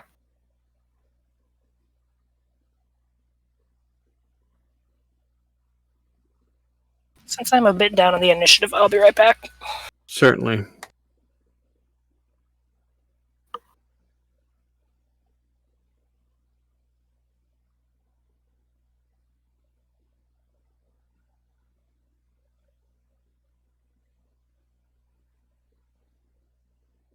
Sorry, I'm just looking at something real quick. Yeah, you're good.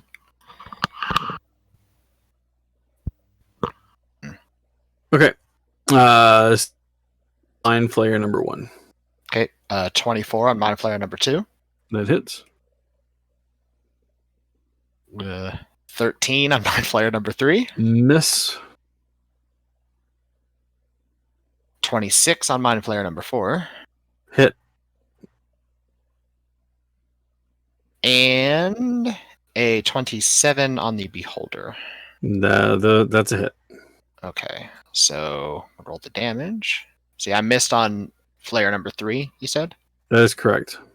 Okay, so that will be 46 damage on the first mind flare.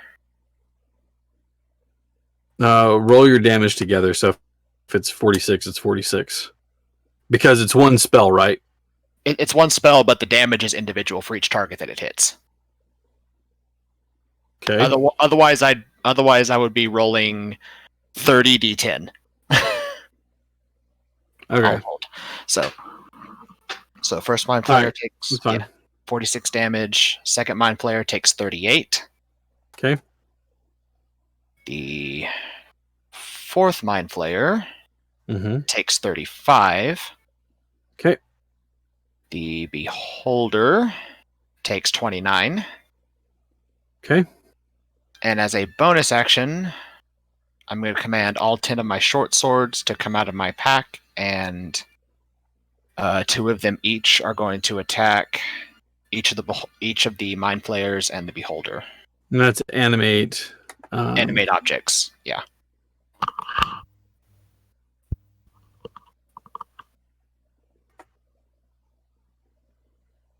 As Okay. a Sawteel is going to appear.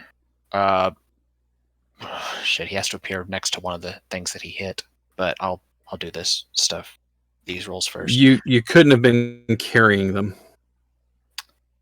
Hmm? You could not have been carrying them. You would have had them on the ground in front of you. Because it can't be worn or carried. So it couldn't have been in your pack. Yeah, he would have set him down during the distraction then. Because he would have had to do animate objects. Yeah, this is me eye narrowing because you're trying to talk about dumping 10 short swords out on the ground.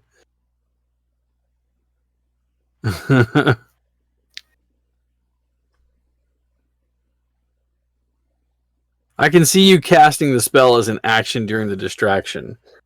Yeah. But I can't see you dumping all 10 of them out and casting as an action in that time frame that you had. Yeah, that's what I did while they were doing their action for rolling it and setting it on fire and everything. And then to command the objects, it's a bonus action. Right. Or are we... Here's what I'm saying, though. Okay. Taking your pack off, dumping out 10 swords on the ground. Clank, clank, clink, clank, clank, clank, clank, clank. Because you're not taking them carefully out and laying them out, right? You're dumping them on the ground because they can't be carried or worn. So I can say that you dump them out during the explosion to cover the sound of you dumping all 10 of them out. But you wouldn't have had the time to cast the spell yet. On your next turn, you can cast it, but yeah. All right. Never mind then. All right. So in that case, bonus action Blade Song, which will All right. activate the contingency. And the contingency was Casting haste. Haste on yourself. That's right. The next time you brought out your Blade Song, you cast haste on yourself. Mm-hmm. All right. Awesome. Contingency haste, that gives you what, an extra action this turn around? Yep. All right. What are you doing with your action? He's gonna appear next to the Mind Flayer that he hit the hardest, and then he's just gonna with the sword. Okay. All right. I think that would be number 1. 1, yeah. Is a natural 20 to hit. Okay. For 16 damage. Okay. Excellent. All right. Is that your turn? Yep. Zastari, you were up. How far did I get with my sneaking 19? How far did you... I mean, you were trying to sneak while they were all retching and coughing and stuff like that. You can move your natural movement So 30 that feet. far. So 30 feet. Okay. What was your... You said your sneak was 19? Okay. Yeah. Okay. She's going to morph. Let me double check something, because me needing to remember what I took.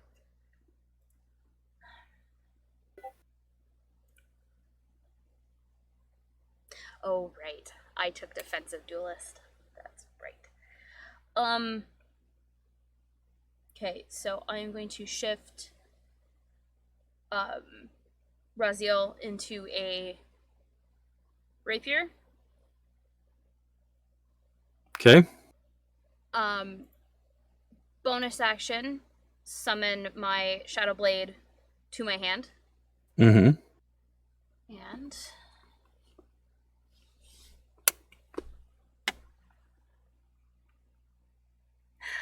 do I do it?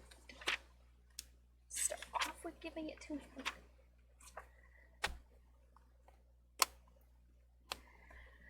And then she's just going to, well, a deal's a deal. And you're just going to give over to him? She will willingly let him take over.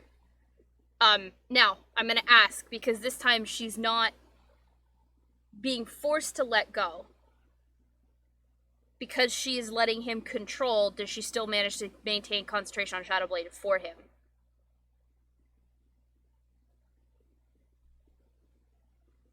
Yeah, I'll let you keep maintain it. Yeah. Okay. And, we have targets in front of us. Where to, love? And he darts across the room with the rapier out and the shadow blade. And he goes for the biggest target there. Beholder. Oh, good. The beholder. Oh, good. All right. I'll make your attack with your shadow blade. I'll make the attack with Razil. Does it see me coming? Yay. Does it see me coming? Yes or no? Yes, because his passive is a 22. His passive is a 22. Holy shit balls. He sees you. He's made of eyeballs. I mean, yeah, He just kind of goes. Okay, so. Alright, so I'm rolling for the dagger. You are. Which is 11 plus. 11 plus 4? Let me double check. Hang on. Mm-hmm.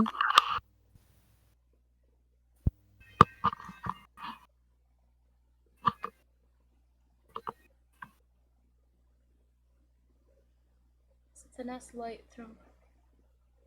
But it doesn't tell me what I used to hit with it. I would then assume that it's my. You're talking about for Shadow Blade? Yeah, also, are we in dim light? Or darkness? You are in dark. You have advantage on the roll. I do, and I just rolled 2 11s. So if I'm not using that, then it would be because this is a dagger, which I'm proficient in. That's +4 plus my dex, which is good God. So +9 for a dirty 20. You have 2-weapon fighting? I do. Excellent. Well, hang on. So do I? No, I mean, do you have to add the dexterity to my attack, not to the damage. Right. Did you add it to the damage, though? No, I haven't even rolled my damage. Oh, yeah, that's right. You're right. You hit? just said to hit. Yes, a 20 hits. Sorry. Okay. No, My because mistake. I rolled d8s, because this is all psychic damage. Yep. And go ahead and roll damage for Mr. Blade dude there. Okay. Hang on. Do you need more D8s? I can send you some. I have so many dice that I need to finish making. Because that was a nat 20 for him. Yeah, I know. I'm just trying to find where I inputted all of my stats for him. Because I have it written in my book. Okay, so the rapier is a d8 to start. And he crits, so. Rapier damage is 3 and 8 is 11 plus 5 is 16 plus 4 is 20 off of the rapier itself. Mm-hmm. And then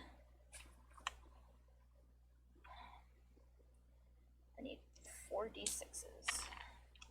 None of this is actually even my sneak attack damage. Wait, no, that's not right. It's 4. That is 13 necrotic damage. Okay. And he needs to give me a Constitution saving throw? No, that's to staunch the wound. Never mind. Just double checking to make sure I'm not missing anything else. I don't think I am. Unless you're letting me count my sneak attack, but I don't think you are, because I don't think there's an ally within 5 feet of this guy. There is not, and you are not a swashbuckler. Nope. Although, I technically Stop. Well, no, You're not a swashbuckler no, archetype. no, the Shadow Blade, because I had advantage. Oh yeah, the Shadow Blade would have sneak attack. Okay. Hold tight. I'm 90% sure that this is 90% sure this is 46 at this level. Oh my god. Sneak attack, it is. So that's an additional 16 Okay. psychic damage. Because sneak attack goes off of the damage type, and it's off of the Shadow Blade. So, okay, we're good. Are you done now? Well, I mean, I'm done. I don't know if he's done, because he could just decide to be himself, and I'm gonna have to take damage. Not right now, no. Okay. I do have a question. I have an answer. Were one of the people that we hit concentrating on maintaining those cages? Or keeping Nope. them active? Okay. Nope. Doesn't seem to be that. Well, we wouldn't know. I'm just trying to see if those two can get out and start wrecking shit too. Come join the fight, guys. Yeah, basically. Because this is a very deadly encounter, even with 6 people. And we're at 4.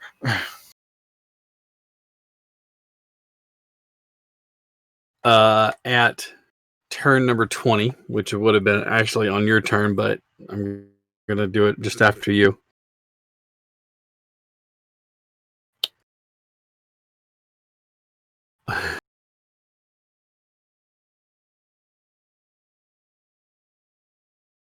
The walls that are along the area where you came in have sprouted tentacles. And they are starting to reach out and whip around to try to grab you. At the end of your turn, he is going to use a legendary action. This thing is layered. And he gonna turn a beam at you. Since you done runned up. Nope. No. Well, actually, you know what?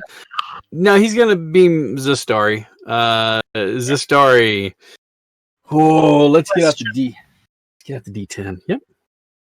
Would counterspell work on any of the eye stalk attacks? Nope, because they are abilities. Okay, I just wanted to double check. No problem.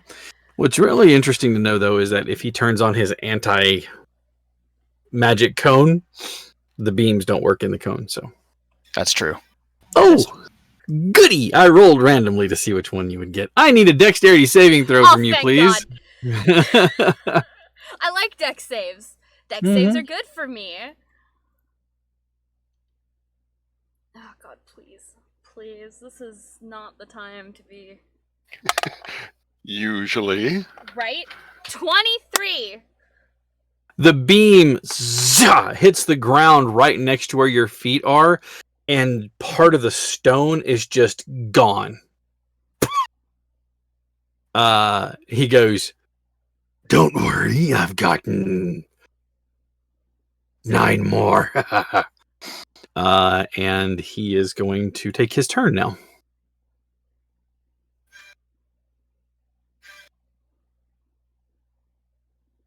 Yes, this one is going to turn towards...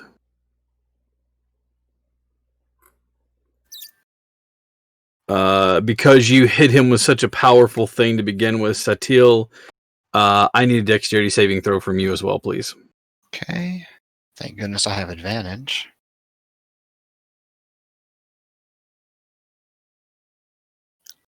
Yeah. 22. Okay. The beam hits the ground next to you, and it catches some of the gold that's there. You watch as the gold is turned to stone. He spins around and looks and says, "Oh, this is going to be so much fun." You can petrify as well. That's interesting. Mind Flayer is not coughing and retching this turn. Ow. Number 1 that is standing next to you because you did that thing. I did that thing. Is I need Do I want to do this or do I want to do this? Now we're going to do this. He is going to hit you with his tentacles. So I see that middle finger. Yeah, it's just there. 24. Shield. Okay. Cool. I need to look at this real quick. A creature. Awesome. Mind Flayer number 2 also makes the save that turnaround against the gas, which is dissipating quickly. It does not last a minute like the spell does, obviously. Yeah. I need a wisdom saving throw from you, Satil. Okay. Oh, I know what this is. I'm going to use the Luck Blades luck point, which is significantly better. 24. Okay. Your will was trying to be bent, and you resisted that occurring. Mm-hmm. He also makes the save against the gas, which is good. Let's see. This is number 3. No, this would be number 2. No, number 3. This is number 3. Let's see. I need an intelligence saving throw from Mello, please. Oh boy. That's not good. Actually, I need that from Zora as well. 9. It's a 60-foot cone. It's going to catch, like, both of you. A 9, you say? 9. Good to know. 16? What was that? 16? Okay. You're okay. Mello, you are not okay. Mm-hmm.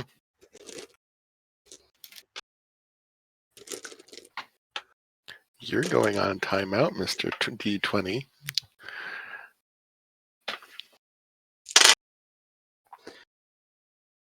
Uh, 16, 19, 21 points, 25 points of psychic damage, and you are stunned. Oh, For 1 minute, you can make the saving throw at the end of your turn, which would end the effect on your mind there, mhm. as you have been mind blasted. Number 4 is going to not really appreciate Satil, and he's going to try to attack you as well. Moving over. 23. Miss. Okay. And that is all 4 of them. So that brings us to As my AC Mello. at present is a 28. Okay. Hacks. Mello. Well, if I can't take an action, You can make the save. However, you are grappled by the wall. Because the layer effect is anyone who starts their round near the wall within 10 feet of the wall must succeed on a dexterity saving throw. However, you can't because you're stunned. So the Right. wall now has you grappled. joy. At least Alright. until the end of, or until the next round. As long All as right. it's not stunned. You can make the saving throw again. Okay. Okay, that's a bit better. 15. That is an intelligence saving throw success. So you are no Alright. longer stunned by the mind blast from the mind flayer. All right. Shaking off the effect, you're kind of like, and realize that the wall is holding you ever so gently, and it's disturbing. However, Brushing your hair. now comes the next part. The little 4-legged creatures. Success and success on that. So the gas does not have any effect on them this turn around, which is interesting because it doesn't really need to breathe, I think. Anyways. Maybe it breathes like a frog, just absorbs air through the lobes.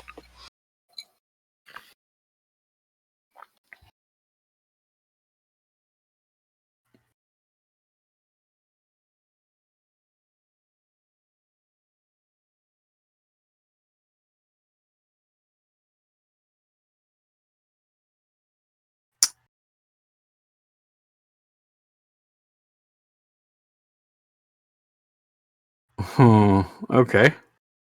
One of them runs towards Zora. Okay. It like haunches back on its four legs, and then it kind of lurches forward, and you watch as you kind of see the air around it waver as it starts to sing out towards you. I need an intelligence saving throw, please. No.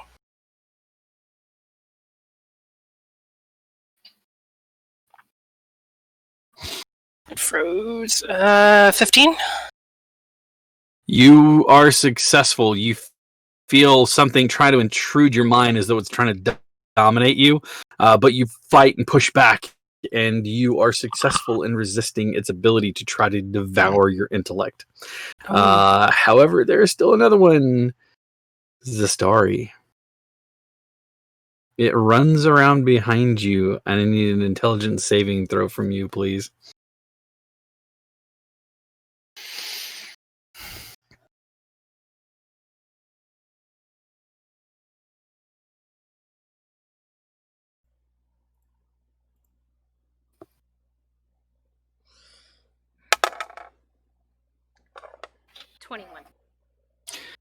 You feel something like try to press into the back of your mind. You kind of look over your shoulder to see this little dog-like brain thing that's there behind you, hunched down. At the end of the Intellect Devourer's turn, the Beholder is going to use another cone, or ray, an I-beam. Let's just roll for effect here. Hey, cool. That one.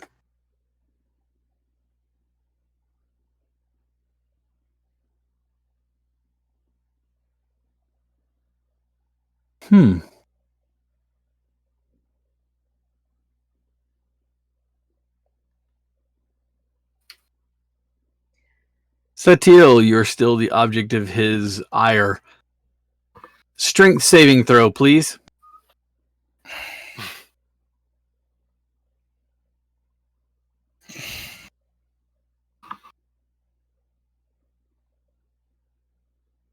The ray that hits you has a purplish hue to it. As it does, you feel yourself no longer in control of your own feet. The telekinetic ray hoists you into the air. You are restrained by the telekinetic ray. I don't think that has any effect on anything you're doing because it is just restraining you. Yep.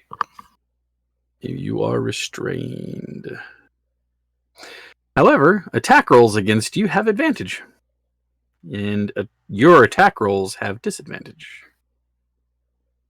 All right. And you have disadvantage on dexterity saving throws. So they're evened out now. Yep. Okay. So... Is there any roll I have to make on the start of my turn for that?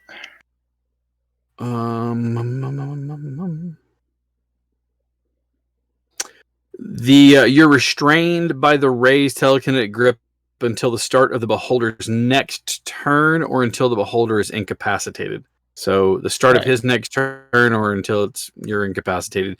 However, he did move you fully 30 feet in the air right now. So you're just like 30 feet up. All right, and that brings us to Zora's turn. Zara? 1 second. Burning a sorcery point to twin spell Eldritch Blast. can't twin spell Eldritch Blast. Because it has multiple beams that can target different things, it can't be twin spelled. It has to be something that can only target one creature. Okay. Well, cancel. Well, let me. So, like, if you had Toll the Dead, or She's going to twin spell Firebolt then. that will work. One each at the little brain dogs. That's a player decision right there, but it's a smart one. 24 Hit. and natural 20. Hit as well. Natural 20 rolling first for How many D? 31 damage. 31 damage. That one is a smoldering heap. He is dead ski. I'm assuming that's the one that's right next to 21. 21 points of damage to the other one. That one is still alive, but you can see that he is scorched beyond belief. But he is still up and kicking, as it were. All right. She's going to make sure she is away from the wall. Okay. I'm going to say that you are probably out ahead just a little bit. So, yeah, you're away from the wall. All right. Is that your turn? I can't burn 2 sorcery points, or 2 points for different spells, correct? Like I couldn't burn another one to cast. Let me see if I even have it. Like I couldn't burn another one to cast Featherfall, correct? Oh, I see what you're like. If you could, what's the casting time on Featherfall? Is it a bonus action or is it an action? Reaction. Reaction. No, but She's you gonna could keep it in her use head. your reaction. Yeah, if she sees Satiel falling, she's going to cast Featherfall. Okay. Good.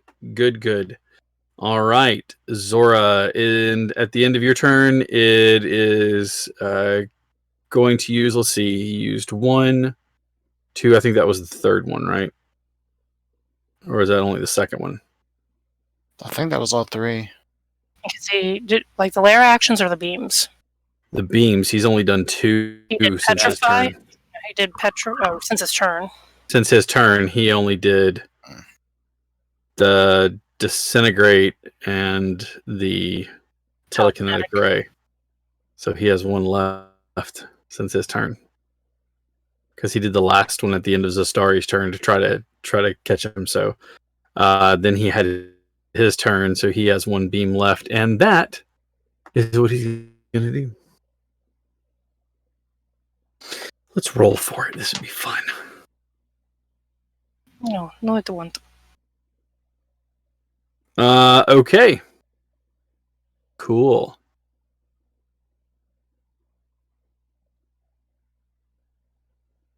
Zastari, Constitution saving throw, please. Okay. Nat 20 plus 2 for 22. Excellent.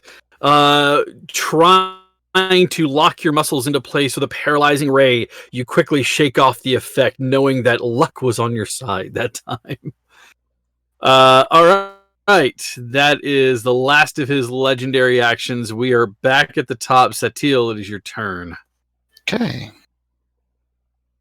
You double checking that. That telekinetic ray, that's for physical attacks, right? For physical attack rolls. It just simply says... But does it count for spell attack rolls as well? Yep, I'm going to find out for you real quick here because... Attack rolls against the creature have advantage, and the creature's attack rolls have disadvantage. You are restrained, and so therefore your movement, even your hand movement, is limited and halted. So, okay. Fun. Alrighty then.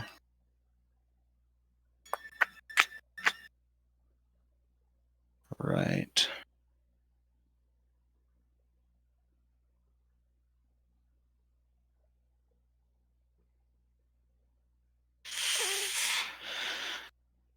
Fuck my life. Okay.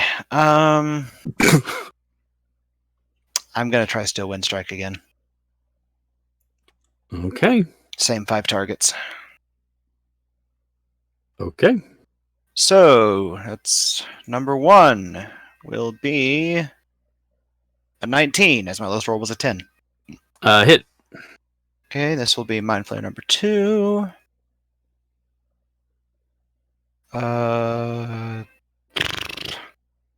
Fuck. Okay. 28 as I overrode the nat 20. So, 29 versus 28. 19 and 20. Okay. So, Are 28 you rolling these? at disadvantage for the Okay. attack rolls. That's why I was You asking. have a plus 10. That's right. Okay. So yeah, that hits. Mind Flayer number 3. 17. Hit. Mind Flayer number 4. 21. Hit. And Beholder. 17. Miss. Okay. So the 4 Mind Flayers then. Mm-hmm. So, Flayer number 1 will take 34 damage. Give me just 1 second here. Okay. Go ahead. Flayer number 2. Stop spinning. Will take 47 damage. Hold on. Okay. Flayer number 3 will take 27 damage. Okay. And Flayer number 4 will take... Ooh, that's not bad. Will take 59 damage.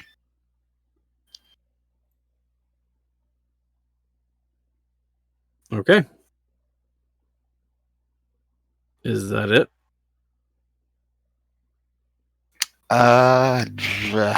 Which one looks the most hurt right now of the Mind Flayers?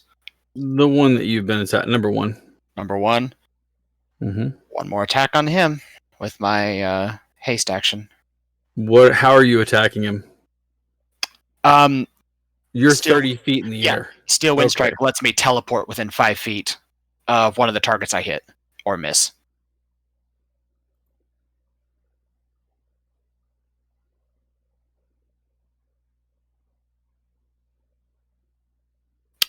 You can then teleport to an unoccupied space you can see within 5 feet of one of the targets you hit or missed. Yeah, but here's where I get to make a DM's ruling to determine, because it is restrained by the rays. You know, it says it's restrained, so you still have the beam on you. You're just there by him. Okay, that's fine. Yeah. Okie dokie. And 17 to hit. That hits. As I rolled an 8. That is 7 damage. Okay, and he is still up. Alrighty then. Okay, the story. I'll have you roll, everybody. You can just roll for Raziel as well. Okay, starting with him. Mhm. 23 to hit the beholder. That hits. You're gonna start with him because that is just easier.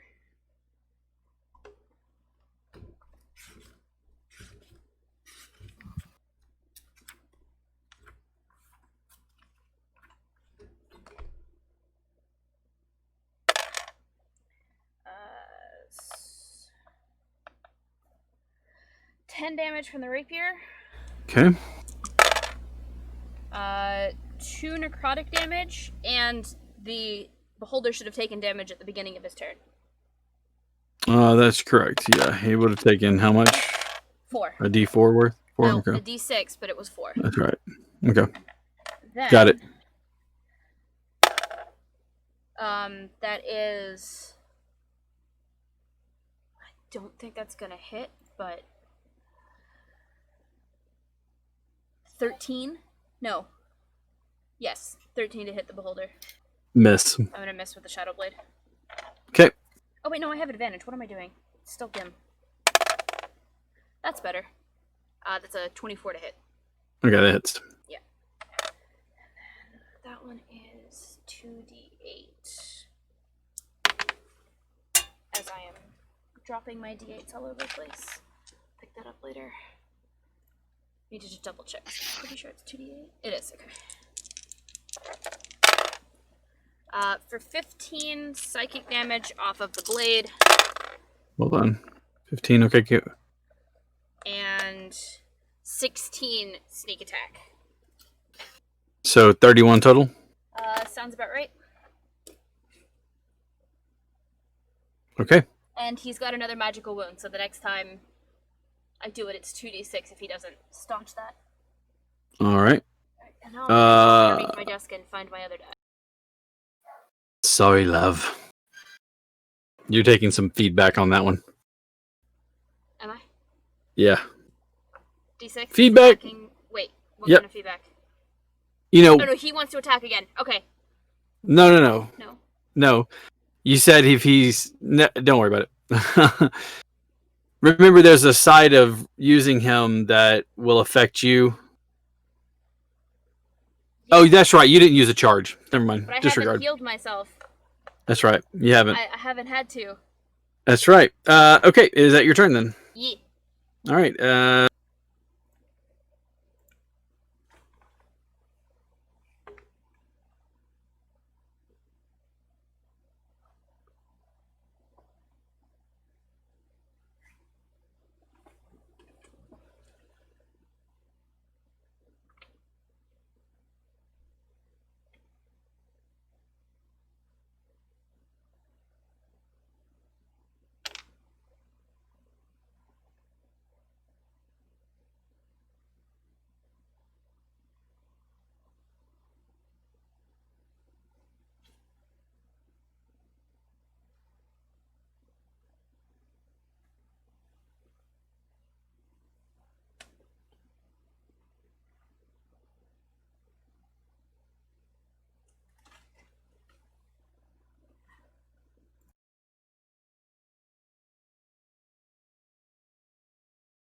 Maddie, can you hear us?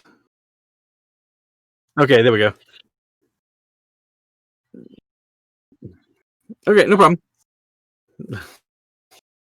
No worries. All right, Satil, give me a dexterity saving throw. You have disadvantage. I have regular. Give me a dexterity saving throw. 24. Okay.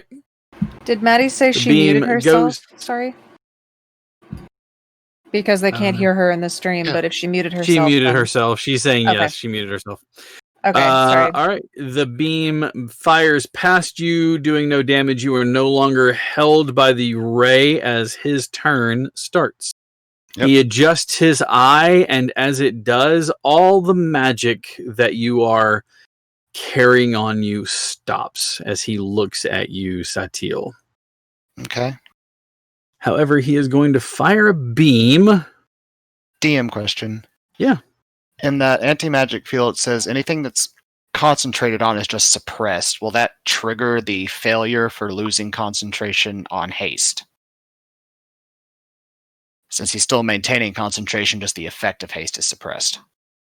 Correct. So you're not losing concentration on it. You're Okay. just not able to use it. So I'm not Uh, stunned. You're not stunned. Got it. No, because you're still maintaining the concentration on it.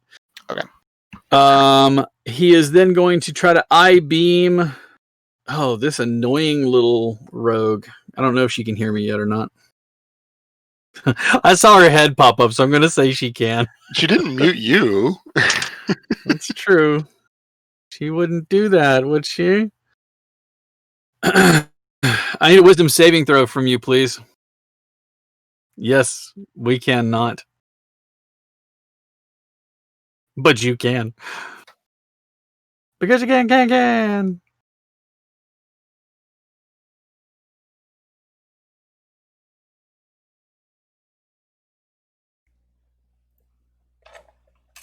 Audio Check. Everybody good now? Let us know. I know I can hear everybody, so that's fine. Yeah, everybody should be good now. Okay. Wisdom saving throw. You got this. I believe in you.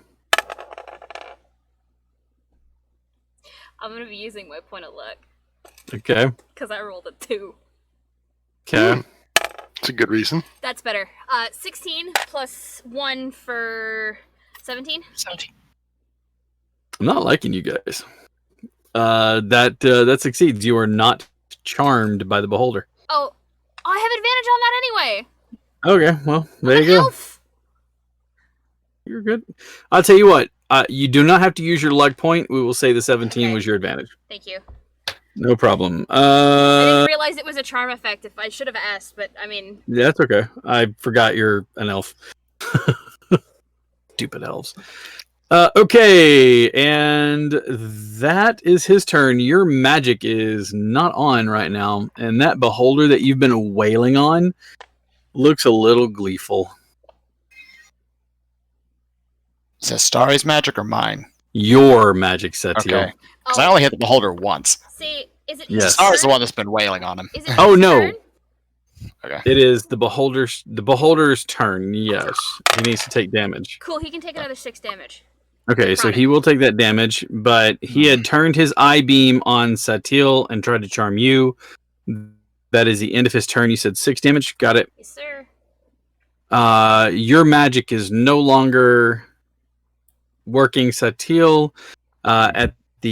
The mind flayers are now going to take their turn, Mm-hmm. with 2 of them moving into your area. So all 4 of them? No, just the 2 that were there. Just Oh, the okay. 2 that were there. The first one's going to be a 26 to hit you. That'll hit, since I can't shield or anything. Okay.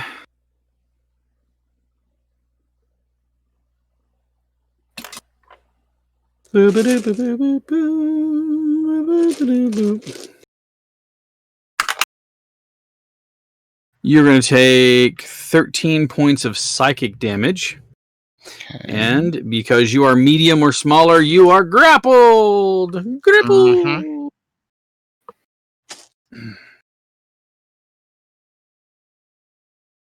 Yep.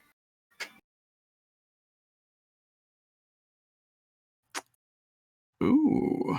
Ooh, ooh. You are not incapacitated, so you're fine. Yeah, I know what you were looking at. Mm-hmm.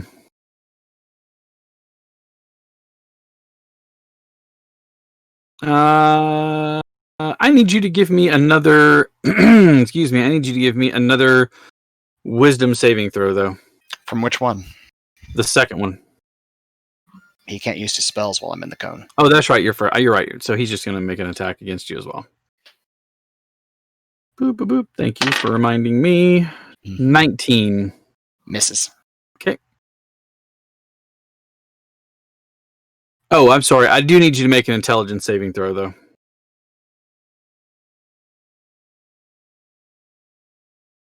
28. Okay, you are not stunned. All right.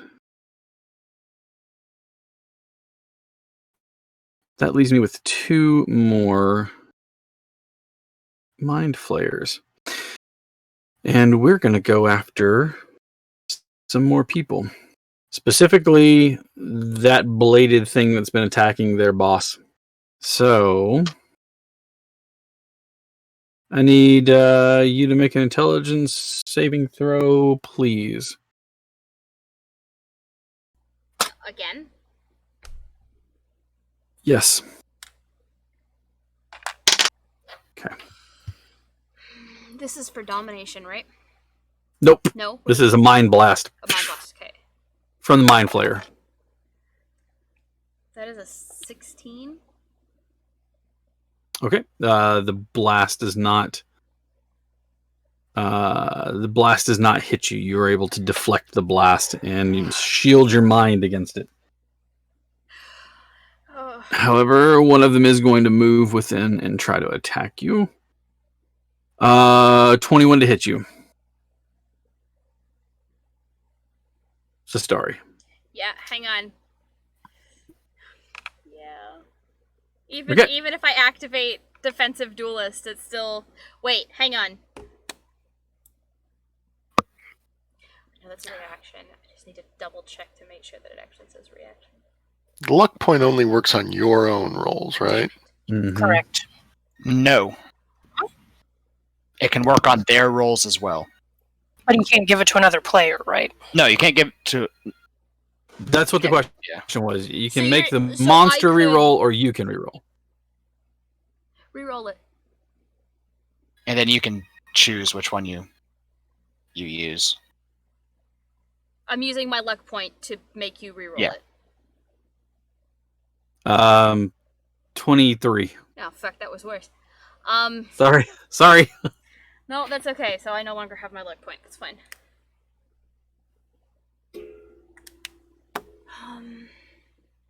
Sorry, I just need to double check one last thing.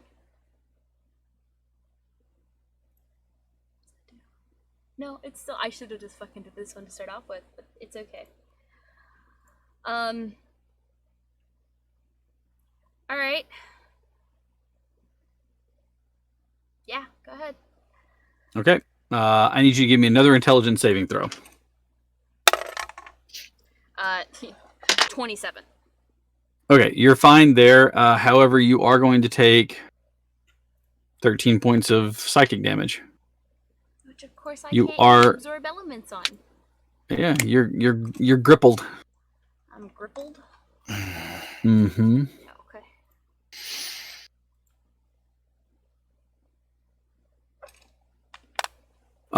Okay, that is all my mind flayers, so we are back over to Mellow. But at the end of the mind flayer's turn, the beholder is going to fire a beam, and it is going to fire that beam at who? Let's find out. I know it's not going to fire it at Satil.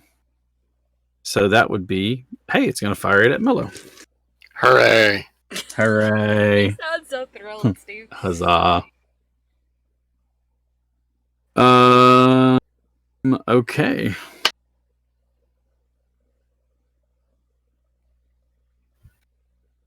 Constitution saving throw, please. Righto. 18. Okay, you succeeded. That's going to be 10, 15,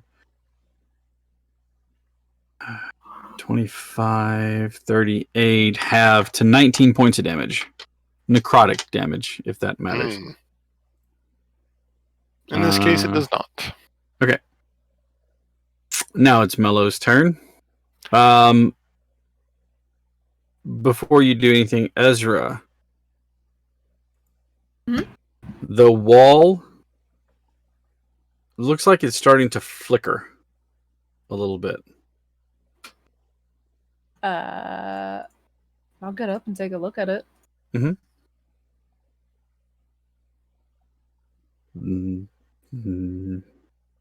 Okay. Mellow.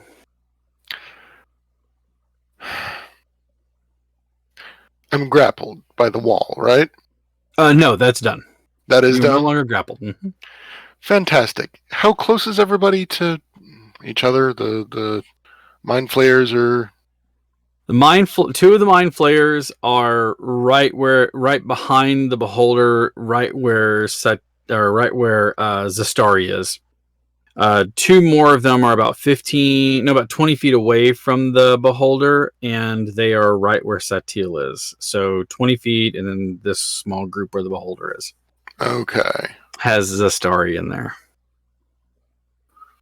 Two of them are in the anti-magic area in front. Correct. Yeah, the eye beam for the anti-magic is turned on to Satil.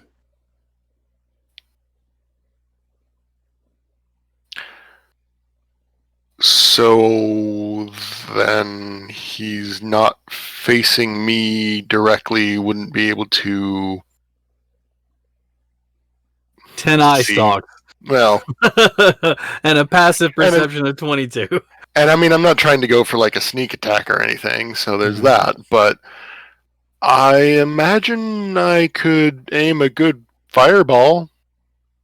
You could hit the beholder with a fireball, and Would that- not hit the cone. And not hit the cone. Would I be able to get either of the other two It wouldn't matter because the effective fireball wouldn't go into the cone.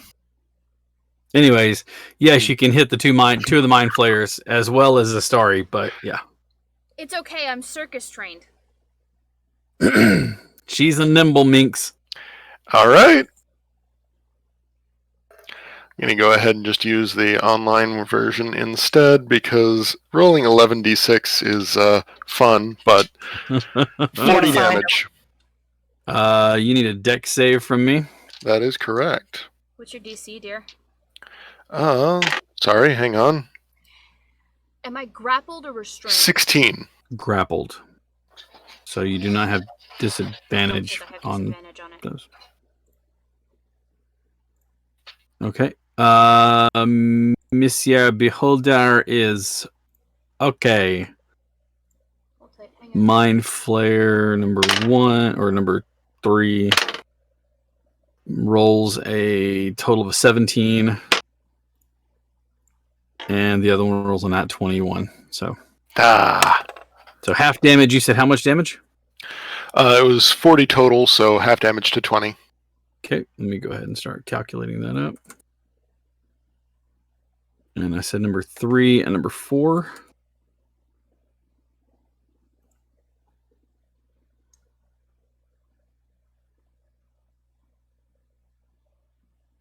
Okay. All right. I am going to do my bonus action though, and go ahead and let's do Bardic Inspiration to Zora. Okay.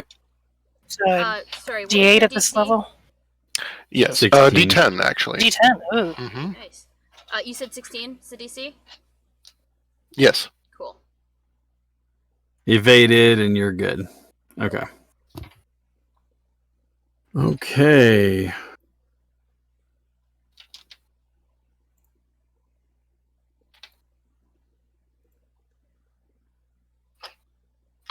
Okay. Sorry. At the end of Mello's turn, we're going to burn the second legendary action to Blastify. Since you did the furball, we're going to hit you with another eye beam. Let's just randomly select which one we're going to do here. Hey, it's that one. Yuck. Okay.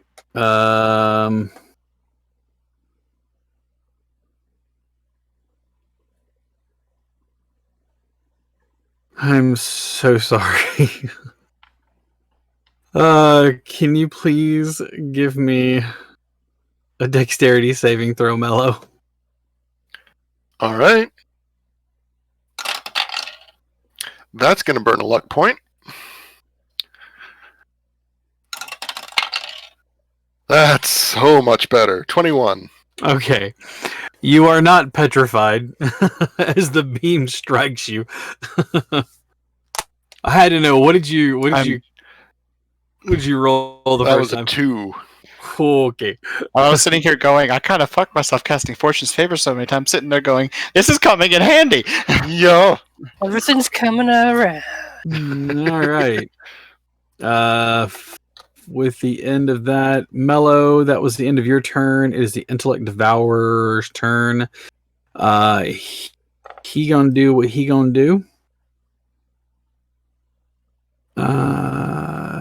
You seem like a tasty snack, Mello. Give me an intelligence saving throw. I promise you I'm not targeting you. Just 5. cool. The good news is you only take 9 points of psychic damage. What is your intelligence score? Well, it's currently 14. Hope I roll low. 7. 7. You're okay. Okay. If the total, roll 3d6. If the total equals or exceeds the target's intelligence score, that score is reduced to 0. Anyway, that's his turn. Zora. Okay. She is going to burn another sorcery point. Mm-hmm. Quicken spell Eldritch Blast, so that gives her 6 beams. Oh, She you're is, quickening it and then casting it again? she's Okay. going to quicken and yeah. Okay. Well, actually, Quicken- she can do that and then cast a bonus action and then do that, correct? Or Mhm. that would she be able to do 2 bonus actions, like cast No. Hex and then do Eldritch Blast twice? No, you would be able to do like Hex and Hex is then already a bonus action, though. okay. You could do like say Fireball as a bonus action and then Eldritch Blast or something that takes an action at the first level or higher, or even a cantrip to do as an action. Okay. So. She's going to put one, however many it takes to initially drop that other intellect devourer, and then she's Okay. going to unload the rest on the It beholder. looks pretty rough. You think maybe one solid blast would probably do it, or maybe 2 just to make sure. Okay. First one going towards that guy, the Okay. little boy, 17. Hits. 14. Okay, and he is now dead, so no more intellect devourer. Okay. Yeah. And I'm just going to roll see if it hits for the next 5. We have a 21. Hit. A 18. Hit. 17. Miss. 22. Hit. How many was that? Was that 4? That's only that's 4. So one One more. more. A delicious nat 20. No, that hits. So 5 total hits. Yeah, 5 total dice. Mm-hmm. Let me 10, 25, 33, 43, last one, 56. 56 damage to the beholder.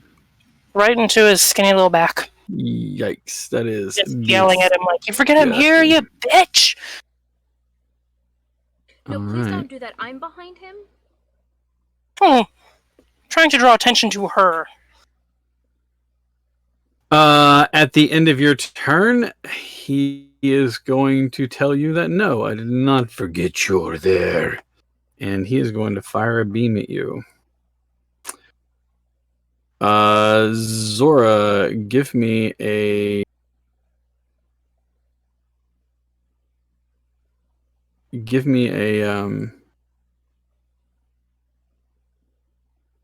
And no, I'm just looking to see which one I wanted to roll.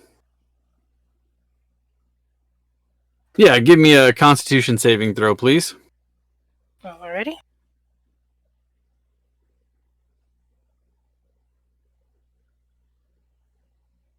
$19. Okay.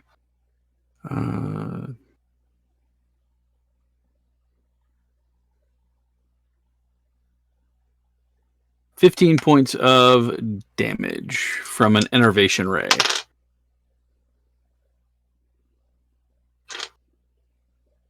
All right.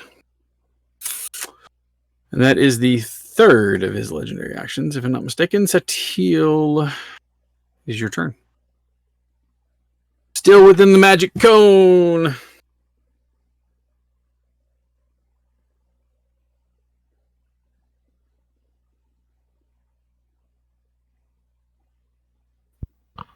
Okay. So in the cone, grappled by one of the flayers. Other one. Okay. Does the flayer that's grappling me look like really bad off? I mean, yeah. Okay. I literally can't do anything else. Would it be a bonus action or an action to try and use acrobatics to get out of that? It'd be your action to escape. By action? Shit, I wouldn't be able to action disengage from the two flares that immediately go, come back here. Okay. Yeah, basically. Why not Zoidberg? I'll just 6-piece chicken McNothing. I'll just double stab the one that is grappling me then, I guess. Okay. I don't have anything else, because I am Magic Man. 27. 27 hits. And that's a natural 20. Thank goodness. Okay, so dice stop rolling low. Okay, so the normal hit was a 7 for damage. Okay. Okay, and the crit was 9. So a total of 16? Yeah. Okay. One mind flare down. Thank goodness. As the mind flare falls, Ezra, Tangaroa, the field in front of your room seems to drop. Not completely. It seems to be thin. Like, much thinner or weaker than what it was. Break it with your face. I'm sitting at the bottom of my tank. I don't. You don't know shit because you're down there going blah blah blah blah blah my fish. Yeah. Tangaroa's down there singing Baby Beluga. Oh God. Except this is like the 273rd time I've sang this song, and I'm going absolutely insane. He's crying under the water going, Baby shark doo doo doo doo doo doo, baby shark doo doo doo doo doo.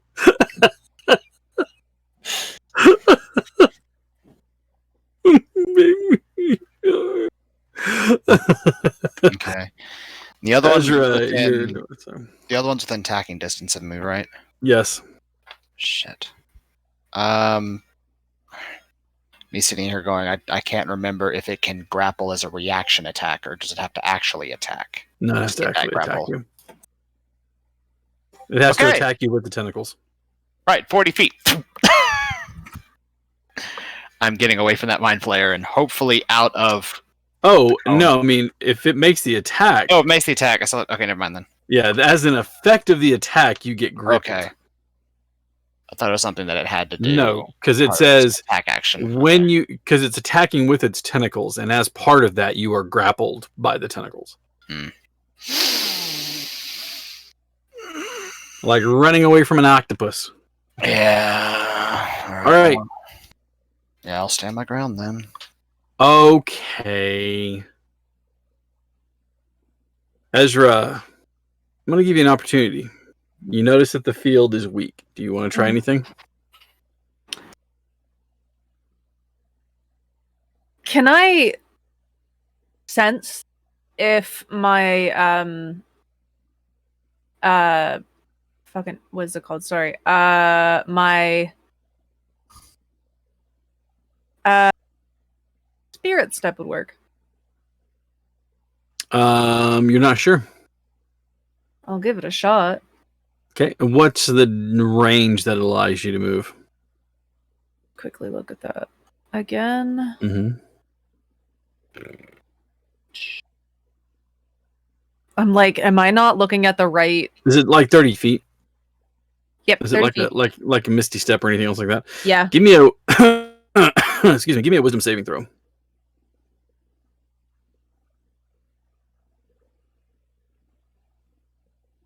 17? Okay. You like center yourself and dig down deep into all that you are, and you push yourself forward. You hit this membrane, this magic that pushes back against you. you grit your teeth and exert yourself forward to do it. Does it usually cost you a key point to do that? Nope, that's part of my Shironi background. This time it does, as you force your way out into the middle of the hallway. All right. You are drawing beads of sweat on your face, and you realize that you've used up some of your resource to push forward.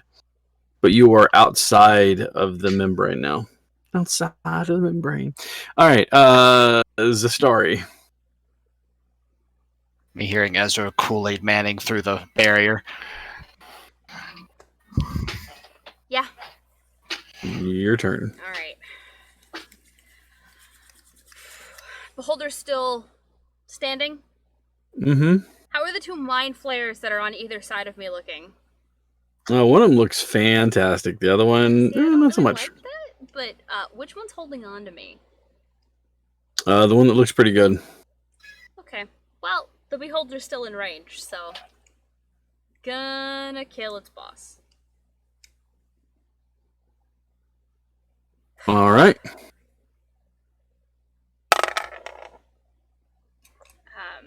29 to hit. 29 hits. You're hitting the beholder, right? Yep. 29 does hit it. Beauty.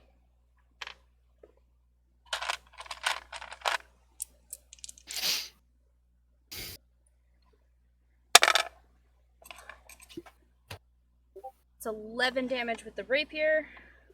Okay. 9 necrotic damage.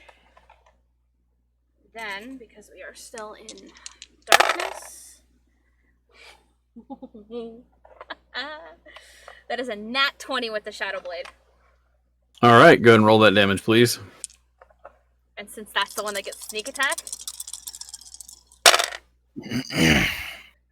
so that's 20 psychic damage off of the blades. Hold tight while I collect my d6s. Yeah.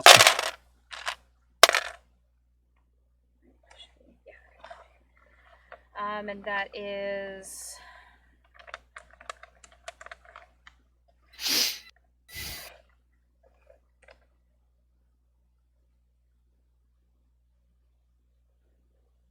31 points of damage for sneak attack.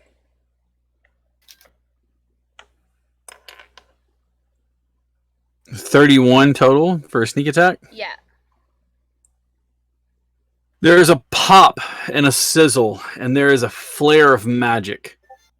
The beholder's tentacles start to droop, and you watch as its mouth goes slack as it falls to the ground, which would normally fill you with a bit of glee because you finally dispatched your enemy. However, something is not right.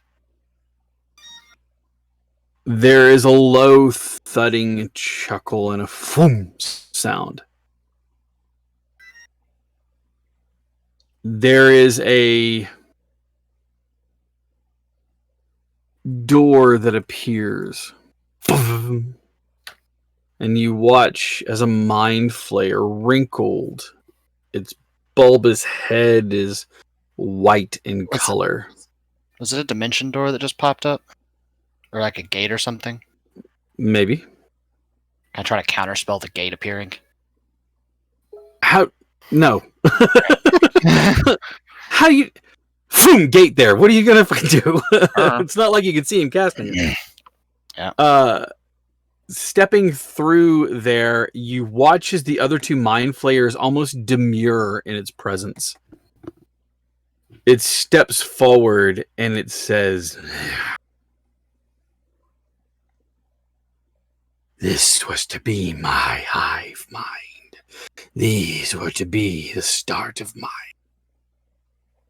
new plans must be made. Luckily, I had a contingency." Rise. The skin of the beholder sloughs off.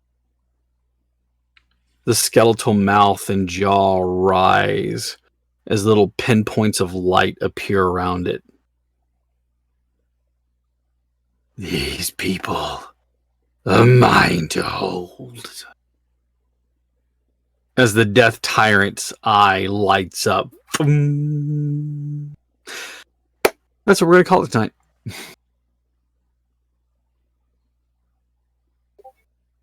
A huge thanks to everybody who was watching. Thanks to Raymond and everybody for tuning in tonight. I really appreciate it. Next week, the what now? It's called Death Tyrant. It is basically what happens when you have an undead beholder. So, yeah, fun. Yes, an undead beholder, a Death Tyrant.